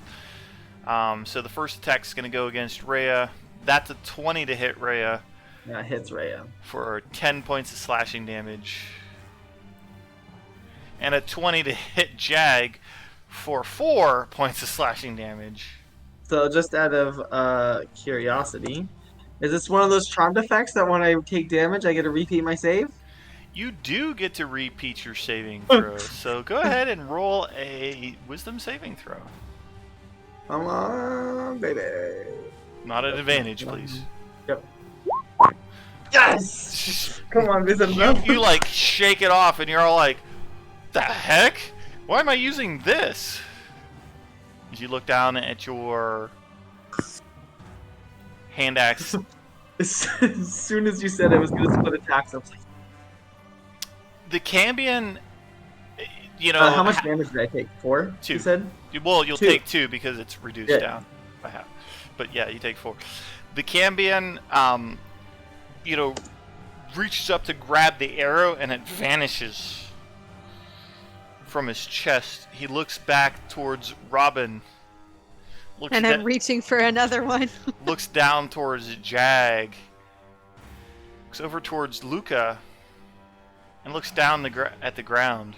And he flies down to the ground and scoops up Jag's two-handed sword Oh no. begins to fly back over here, thank turns you. towards Robin and targets you with a fiery blast. Fire ray comes towards Robin, and that's a 24 to hit you, Robin, Yeah, it is. for 11 points of fire damage. Ouch. He swirls around and throws yet another fire ray at you. That's a 15 to hit you. Barely. I almost dodged it. You try to like get out of the way of the second blast, but unfortunately it hits you for 10 points of damage. He's got Jag's weapon in one hand and seems to continue flying. Yeah, how much movement does he have? 30 feet straight down and then still? Damn. He's got 60 feet of flight movement. Yeah. Got a lot of movement. That brings up the veteran that's bleeding to death all over Jag. He's going to try to get 2 hits in on Jag. Long sword, two-handed. That's a natural 20 as he skewers you for 15 points of slashing damage. Wow. 8. Good hit on this particular individual. And then the second hit around comes around for a 21 and 11 points of slashing damage. Wow. 2 good hits on Jag, even though you're raging and only take half of the damage. Thankfully. Wah, wah, wah. Wah, wah, wah. You even bloodied yet, Jag? Yeah, I'm bloody. Oh, I was bloody good. a while ago. Oh, good. That brings up Robin. So is he even elevation with me or Yeah. lower? Okay. Well, he's So- lower. Sorry, he had to be lower, so he'd be like 10 feet now. I just forgot to 5, change that. 10, 15, 20, 25, 25. Okay. I can't really change it. I'm You're- gonna drop. Oh, so I'm gonna drop to 20, like as I'm flying. Okay, So I'm still above him, but not as high. sure. Pull another one of my arrows. Slaying arrows? And, yes. Oh gosh. Okay. He's getting closer to my friends. I'm not playing this game. Roll an I'm insight. gonna yell.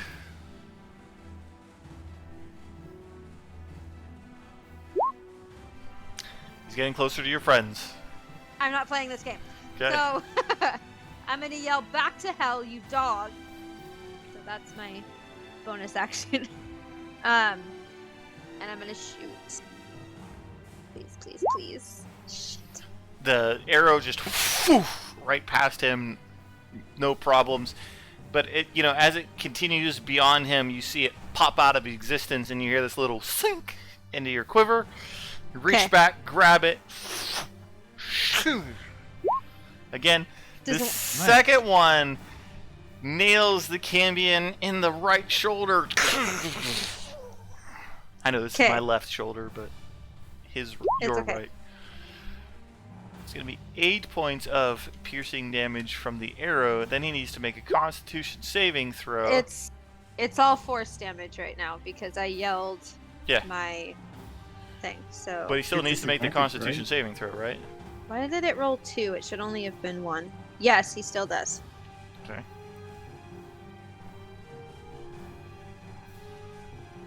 That's a 9.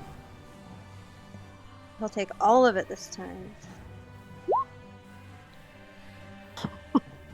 Yeah, buddy. You yell out, "Back to hell, dog!" You draw your arrow, take a bead on him. Frink! Shoo! The arrow shoots out towards him, hitting him in the right shoulder, and you hear this, "No!" Flash of light, small sulfur spell.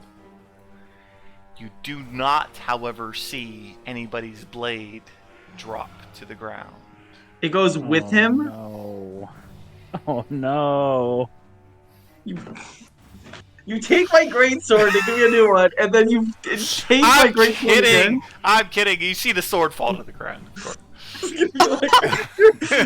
Like the worst part is that not only did you take the new sword you gave me, you took my old sword when I got the other I one know. too. I know. DM had a little bit of fun, but yeah, no, the Jag Give me sword, a heart attack, Will. Jag sword lands right there on the ground. I thought Luca made him have the heart attack, not me. Yeah, so you eliminate the Cambion, who only had 34 health left with that particular shot.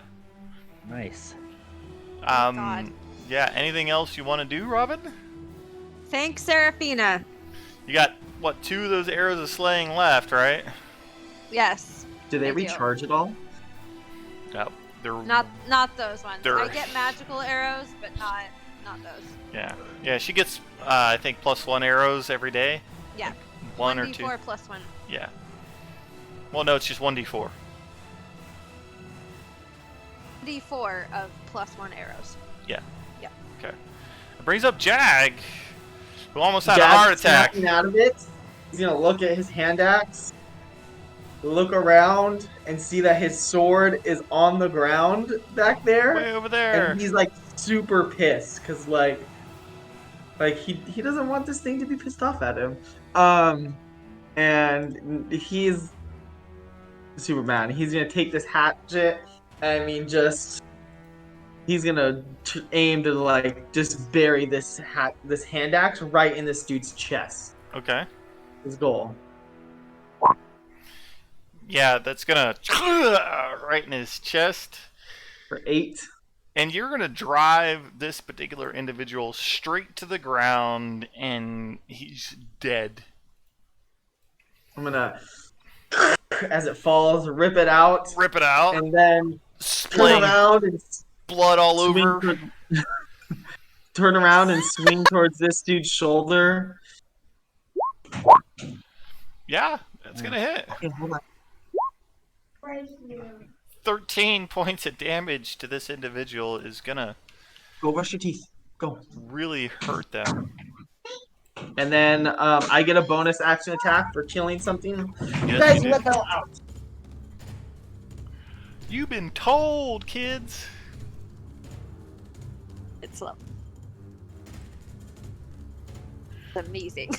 Let's see if I can pull up Jag's character sheet, and we'll go with an advantage hand axe. Sorry, the kids walked in the room and let the dog out. Why And can't I click on then- you? Oh, that's the wrong place. I was rolling for you. Thank you. Unless you want to, like, redo that, because that roll really sucked. So, you're back now, so I'll let you roll. Yeah, that's gonna hit this guy. Way different Yay. for 8 Bring it more down points. on his shoulder. Yeah, you're just gonna, like, chomp twice on him. Yep. And then I'm not very happy, and I'm gonna take this, but I have 40 feet of movement, and I had already calculated on my turn to run up to that dude, so it just gets me there to run up and get my greatsword. Oh, so you're gonna leave? I'm going to leave and take the opportunity attack. I think I would just willingly leave that thing on the ground? No, sucker. 5, 10, 15. Unfortunately, that's a 14 to hit you, so I This is. believe you're gonna miss. I did some work on my shoulder. Couldn't Yeah. swing that sword that well. Yeah, And I he's will- also swinging it one-handed now, you notice. I will pick up the sword and mentally note, I am sorry. No response. Rhea Mantleborn.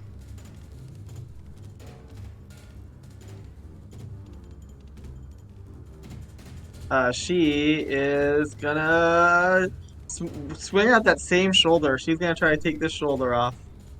Okay. Nope. Yeah, he's Oh. wise to that now, and he uses that sword just chink, chink, chink, blocking your attacks. That brings up Luka Turdowski. Okay. Luca is feeling pretty good. Feels like things are happening, he's gonna bonus action dash to get up there. And he's gonna try to stab this dude with his short sword. That never really makes an appearance. Yeah, Wow. I want to see if I can get a sneak attack at all in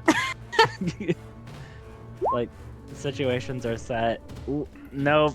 Not with I've that risked attack, myself. unfortunately. I've risked myself unnecessarily. Darn it. Okay, well, I'm up here now. Let's see, the veteran... Let's see, I'm going to roll a wisdom to see whether or not he thinks that Luca is a threat or not.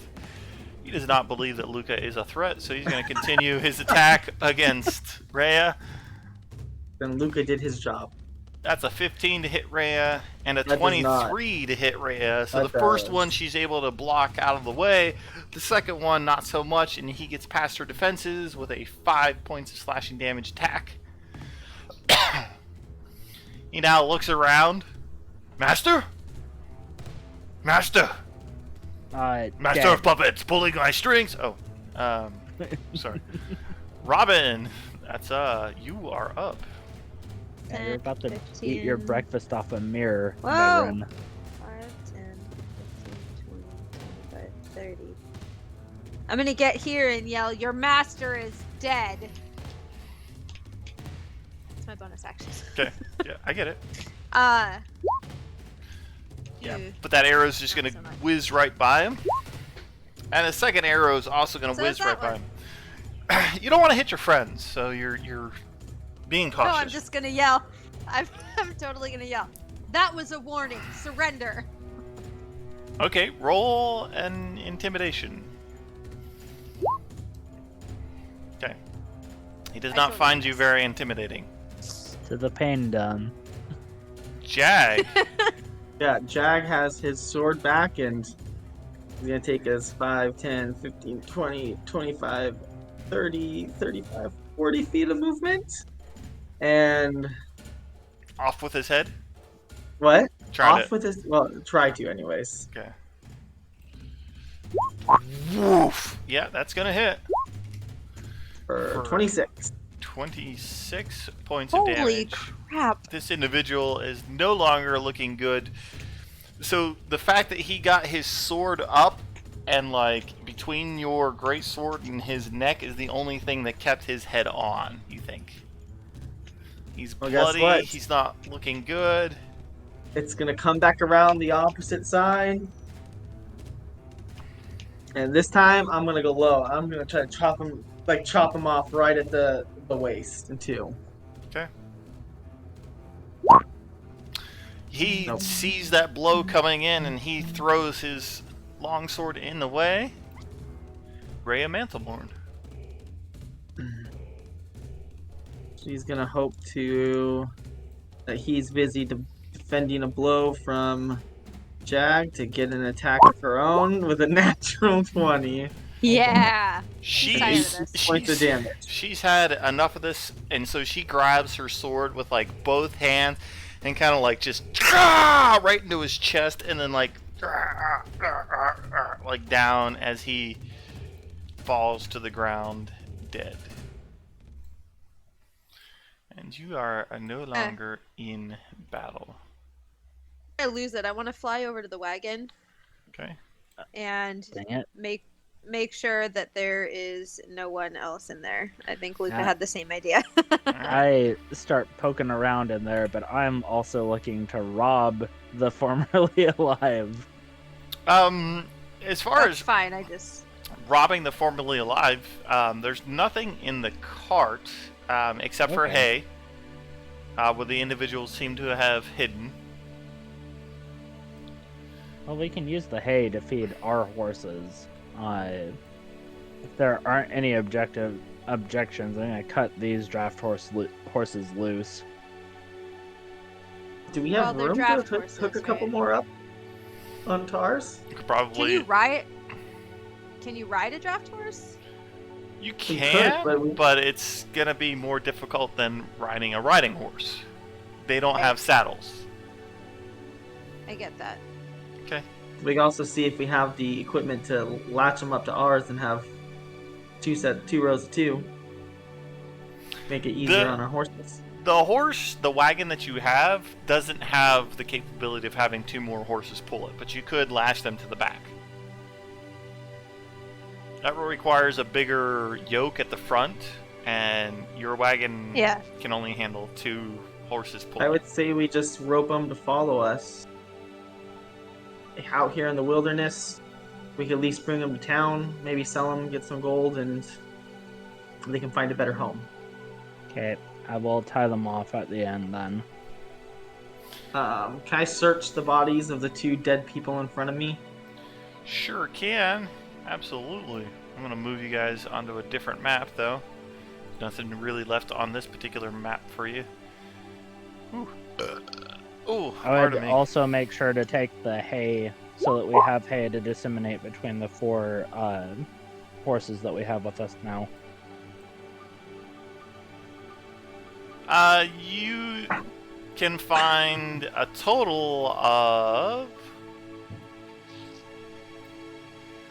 10 gold on the first body, 7 gold on the second body, and 6 gold on the third body.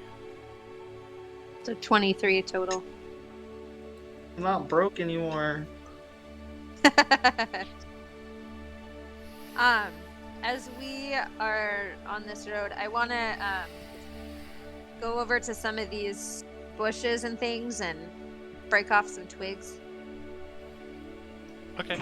I want to Replenish gather your up. spell components. Yeah, I want to gather up 14. Okay, you can gather up 14 without any problems. The rest of the day passes without incident. You may all receive the benefits of a long rest. The next day also passes pretty much uneventfully. Over our rests, if I have the time, I would like to begin training our 2 future, what did I call them earlier? Squires. Squires. Interns. Yes, squire to bees. In at night, some ways to defend themselves with their swords, and like teach them swordmanship. Okay. As a downtime activity, I have no problem with that. Why don't you go ahead and roll... Let's see. I would say let's roll a performance. Being that I was a mercenary, has probably dealt with training some people before. Do I get advantage? No. No need for advantage on this particular roll. Performance, you said? Yeah. Something I'm crappy at. Okay. Oh, that's not too bad. And then let's go with athletics. Something I am good at. Okay. And finally, let's go with a wisdom. Just regular straight. wisdom or insight. You can go with insight. Insight. Not any better. Same. Okay. At the end of, we're gonna go ahead and say at the end of the second day, Joe seems to be more. He's getting this pretty good. Penn, he's still like really not good at this thing. You figure that perhaps teaching him how to use the sword is not going to benefit. Unfortunately, he's at least drawing it by the handle now, and he's actually able to hold it, and he's actually able to draw it in one fluid motion. But you're fairly certain that like the sword is not going to be Penn's weapon. Perhaps trading him in some other weapon might help. At the end of the third day, we'll say Joe is proficient with the scimitar, and he can actually use it. Like, he's doing some of the moves you showed him. He's actually able to like get some stances down. He looks like he's actually going to be able to hold himself a little bit. And it dawns on you that maybe Penn might be good at either a bow and arrow or a crossbow, but definitely not a sword. And hand. Yeah, he's I don't not. have either of those, so Yeah. unless one of my companions wants to train him, those aren't things I'm good in. Pen, Perhaps Pen, after When I we get realize to that, knowing Robin is good with ranged weapons, I will approach. Robin, as you see, I've been working with them. I feel Pen is going to be much better with something you're skilled at, like a bow. Would you be willing to take the time to train him in those in our off time? and that we'll have to get him his own, but like most of the training Penton does involves a lot of this. yeah. Over, let's see, the third night, around the campfire, after some training takes place between Rhea You can play a little bit longer. and Joe, we'll say they sparred up a little bit so that, it's not just Jag teaching him. Rhea begins to tell a story from her past. Oh, alrighty, story time. She says, "It was over a century past that the great troubles began. Fiends roamed the lands to the north and west of El Terrell. Fields were despoiled, livestock slaughtered, homes razed, and people dragged off to a terrible and unknown fate. Terror gripped the hearts of all. The city's cavalry rode across the land, striking down fiends whenever they found them, and suffering fearful losses. But it was never enough. For every fiend they were destroyed, it seemed as though 2 more appeared elsewhere. The ruler of El Terrell, the High Rider, asked his people to pray to the gods for aid. To everyone's astonishment, a mighty angel entered the city the next day. Her name was Zariel, which means companion of light. The prayers of El Terrell have been heard, and help had come. Zariel located the gate through which the fiends were entering the natural world on the fields of the dead, west of the city. Zariel declared that she would lead the cavalry into Avernus, destroying the infernal host that was amassed there, and striking a great blow against the forces of darkness. The High Riders sent out the riders of El Terrell, now numbering many thousands, with Zariel at their head, riding a golden mastodon. With a great cry, Zariel and her army charged through the gate. The legions of Avernus trembled and buckled, but did not crumble.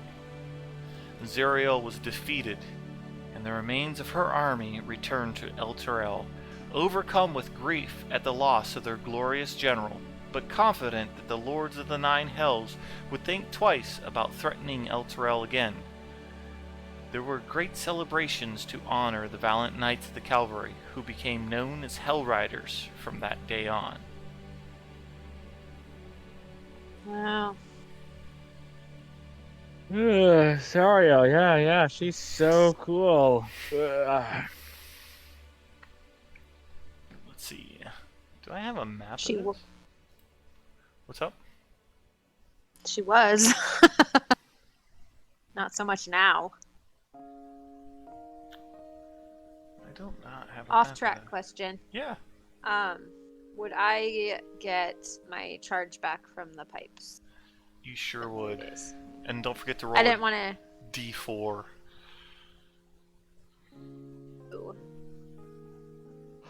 So that you know how many of the arrows that you have. You have 3 + 1 magical arrows in your quiver. And 2 arrows of slaying against fiends. For some reason I don't have a map or anything like that, so maybe there's some sort of a handout. Hold on. You guys are gonna eventually arrive at Candlekeep, but let me see if I can find... Oh, excuse me. Let's see, story concept art? No. That wouldn't do it. Magic items, player handouts. Additional images? No, that's not it. No. It's really weird. Like, I thought for sure that they would give me oh, Candlekeep. Look at that. For clarification, Yeah. I get 1d4 magical arrows at a time. Yeah. Okay. So, essentially, my thought process on this is that you have 3. When you fire all 3, and a new day dawns, you get a d4 worth. Not like it redoes it every day. So those 3 stay until you fire them. Does that make sense? Small. Huh? So I have to use all of them throughout the day for it to... Not necessarily throughout the day, but when there are no more +1 arrows in your quiver is when on the next dawn it generates them. Oh, okay. So I want to use them throughout the day. If you can, it would be good. I'm trying to create a handout for you guys because I just found the picture that I was looking for. So give me just a minute here while I try to load the picture up. It says, over the past 4 days, the weather on the coastway has gradually worsened. Dark clouds release heavy rain until the road turns thick with mud, yet you trudge on, passing by friendly merchant caravans heading north. On the morning of the 5th day, the rain subsides, but the dark clouds remain. Ahead, you see a path branch from the wider road, heading to the sea. A raven perches solemnly on a leaning post, bearing 2 signs that point like arms towards the west. One says, "The Way of the Lion," the other says, "Candlekeep."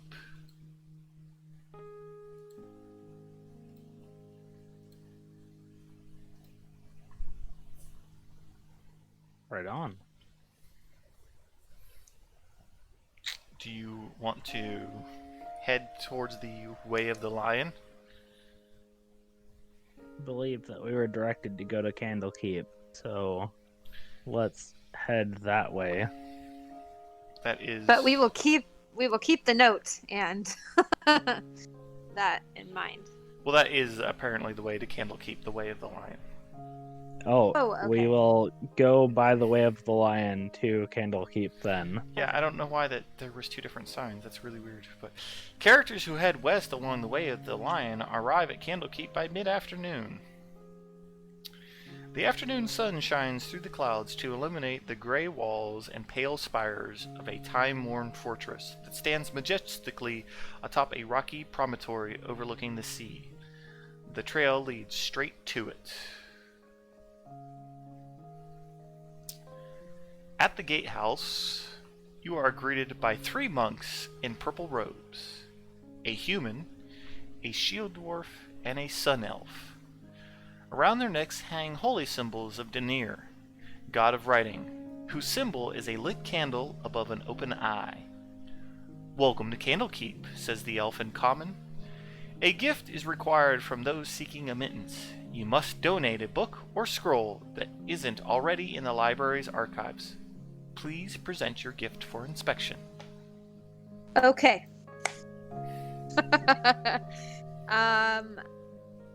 I will present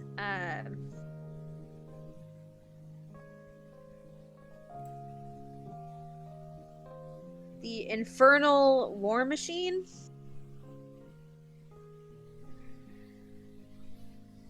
It was one of the books I got, I believe.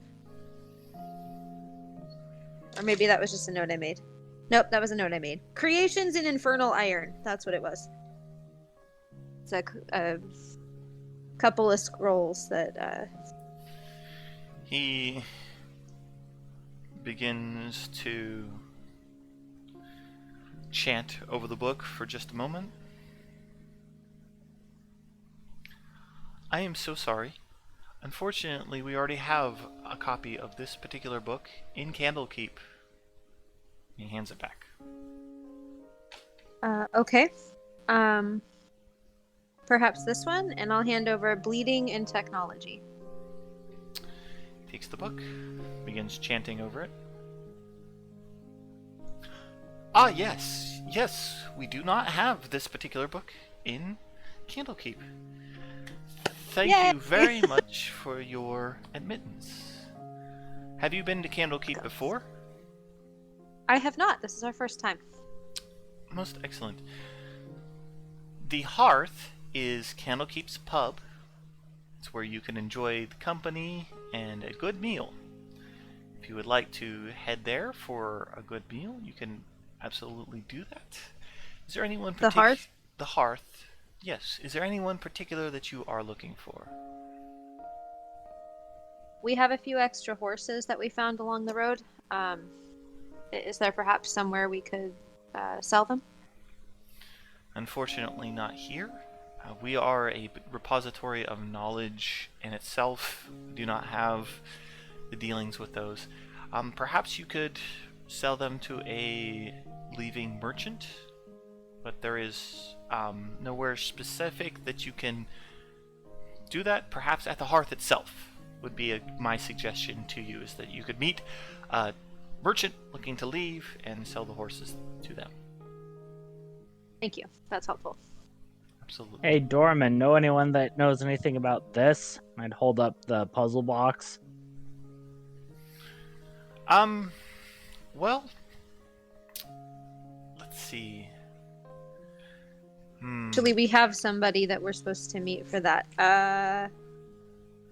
We are looking for Silvira Savicas. Savicas? Silvira? Yes. She Yes. is actually located in the main keep. Any of the monks would be happy to give you directions to her particular office, but the main keep is the very large building, and he points to the huge fortress building over there, and she is in there. So just ask anyone for directions. They will be happy to show you. Sorry, not to step on your toes, Brendan, but I made a note. Oh, no worries. Luca gets bored with formalities, so he's like, "Hey, ever seen a magic trick? Let's get on with it, folks." Entering into the large area of Candlekeep, you can find the Hearth. The pub has a low ceiling supported by massive wooden crossbeams and narrow shuttered windows. A large fire pit in the middle of the room is surrounded by half a dozen tables and matching benches. You can tell that about 30 people could dine here comfortably at any time. It's always open, and apparently the fire is never permitted to go out. Oh. When you Well, it is the Hearth. when you first show up, you guys can see a character, an individual that seems rather large, sitting off by the side. We're talking Jag large or even bigger than Jag? Even bigger than Jag. Oh. Hold on just a second. Let me show you this individual here. Oh. Yeah. This individual is sitting at a table.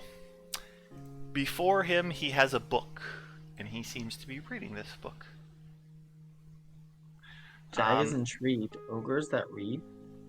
You look over at him and realize that there is a title on the book, and the title on the book is The Sum of Theology by Saint Verithra. A religious ogre. Alrighty. He does seem to have a unique piece Of course. of something around his head.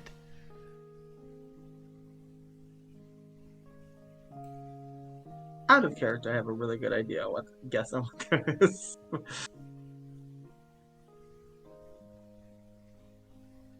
He looks I would. Go ahead there, Robin.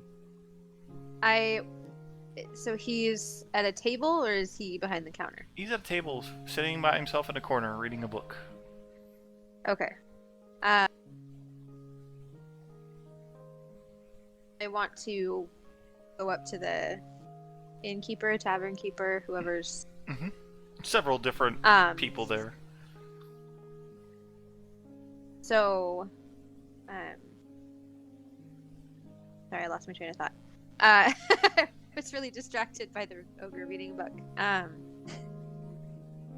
We are traveling through, and have some extra horses to sell. I know there's not really any place in town to do that, but perhaps you have spoken with any merchants that might be looking for horses. The elf proprietor that you're talking to, well, no, but some people come in, come out. I can definitely let some merchants know that there is an individual looking to sell some horses, if you'd like. That would be helpful. In fact, over there, and he points to the opposite side of the bar, that area right there, that's sort of like our message board. If you wanted to write a message and post it up there, then be sure to leave your name and where the person can contact you. On that note, do you have space available here? We don't really rent rooms here. This is more of like a dining establishment. Okay. You can feel free to get a room at the keep. There's always rooms there. And since you are here, obviously you have donated a book, and that's the only way to gain admittance. So then your room is provided with the donation of the book. Thank you very much. As she's talking to the barkeep, I want to make my way over to the ogre. The ogre seems to look up from his book and look at you. Yes? Unusual to see a ogre reading a book. I'm always interested in interesting things. Figured I'd come introduce myself. My name is Little One. It's a pleasure to meet you. The name's Jag. Pleasure to meet you. His large hand kind of dwarfs your even large hand, and he gestures to the Not seat something across. I'm used to. Gestures to the seat across from him. Thank you. I'll sit down. Yes, you see, several years ago, I was, like the rest of my kind, brutish and cruel. I met a halfling adventurer wearing a shiny golden headband, and he points to the headband that he's wearing. And I killed the puny runt for it.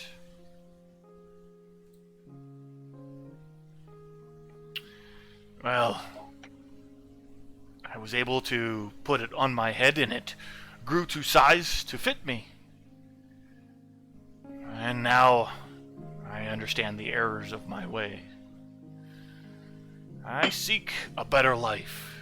I have adopted the name Little One to honor the poor halfling whose life I cut short. Anywhere else I am pretty much shunned. Came to Candlekeep to learn as much as I possibly can. The monks here are very nice. They are always recommending books for me to read.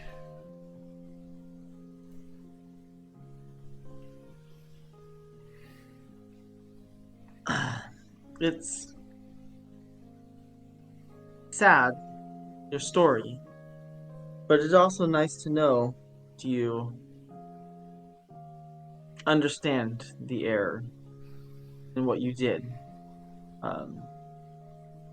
And it's a shame what had to happen for you to understand that, but I'm glad to see that you're living a life to better understand the world now.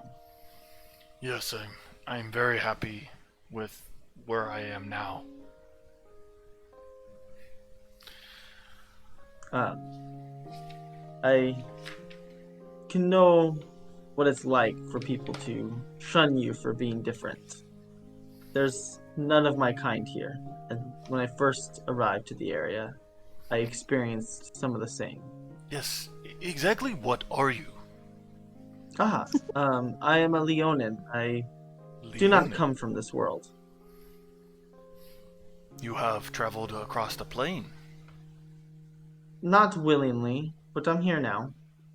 Well, then like me, make the best of the life that you have now. That is my goal. I've made it my mission to stop evil from harming the innocent. Then you would have killed me in my earlier days. I probably would have, but I'm glad that that is not what would have happened now. As am I. You are welcome to join me for dinner, you and your companions, if you'd like. I would love to. I'll wave over Robin as I see whenever she looks this way, done writing her note, and Luca and Rhea, I'll wave them over. We'll join. Greetings. My name Luca, is this Little is One. Little One. Hello, little one. I am Luca Twardowski at your service.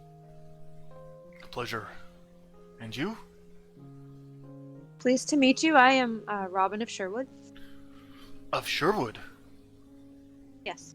I have heard of this. Have you? I have. Are there more of your kind? My kind. Though I do have many compatriots in the wood. Oh, Of yes. jovial persuasion. Well, I just was meaning more of your angelic nature. Seems that that particular spot of forest is well known for them. Come across, Denny. Well, it is interesting to see one of you out and about. What brings you beyond the forest? I thought that you didn't really leave the forest. I usually don't. But I was tracking someone who took something important from me. Oh, And followed him to Baldur's Gate. I confronted him, but he traveled through a portal, and I lost him, so... well, I definitely hope that you retrieve whatever this individual stole from you. It is As do I. unusual for members of Sherwood Forest to be out, but I am very glad to have met one of you. I have only read of your kind. Thank you. I can say the same. Oh, So- yes, ogres. So, Robin, what did the Nottingham take from you?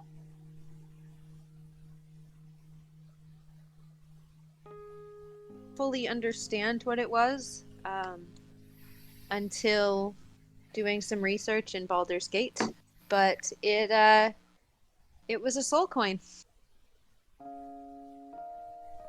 Do you know what poor wretch's soul is embedded on that coin? I do not, and that worries me greatly. That should worry you, yes. I was entrusted that coin by my angelic guide, and I must get it back. Why would an angel give you a demonic coin? You can store more than demonic souls in a soul coin. Yes, but soul coins are only made in the 9 hells, specifically to contain souls. Perhaps with the recent events in Elturel, she thought it might be safer in my hands Perhaps. than in the heavens. Unfortunately, he found out somehow, and I have to get it back. Demons typically use soul coins for bartering, for trading amongst themselves in the Nine Hells. I'm no expert, mind you. The expert would be Silvarius. She would help you if you really needed to know something. The limited research I've come across is not that much. We do intend to meet with her while we're here. Excellent. We need her assistance in another matter. I think that is our perfect opportunity for us to end tonight's session. Yep. It's perfectly getting close. I've but- got a Bruce Banner kind of visual happening right now. Like Yeah. when he Banner Hulk. combines with Hulk. Banner Oh, Hulk, yeah. Yeah, pretty much. That's what I've got in my head at the moment. That's pretty much what I was going Black. for. Glasses and Are we ending at the table? Are we making our way to the room for a long rest? Or What do you want to do? Do you want to end at sit the here and talk table? with him some more. I'm down to talk to this dude some more. So Okay, then we'll end here with you guys. It's not quite towards evening yet. We'll say it's just noon, so you guys are going to have lunch, essentially, with Little One sitting around in Candlekeep at the hearth, talking, and then next time around we'll get to talk more about Sylvanas and all the information that she has for you. She only has a little bit. Jeez. So there's a bit of information that I have for you in this next couple of sections, Oh boy. and there's some really cool artwork. I'm gonna fill my notebook. Some really cool Ooh. artwork Yeah. coming up. Cool. The opening of the puzzle box takes place. I gotta learn how to write fast. Yep. So, you guys out there in the world, be sure to take care of each other. Be safe. If you can be anything, be kind, as I always say. And we will see you next time on Gear Gaming 365's Descent into Avernus. Thank you so much for joining us. See ya. Bye. don't judge another by its looks.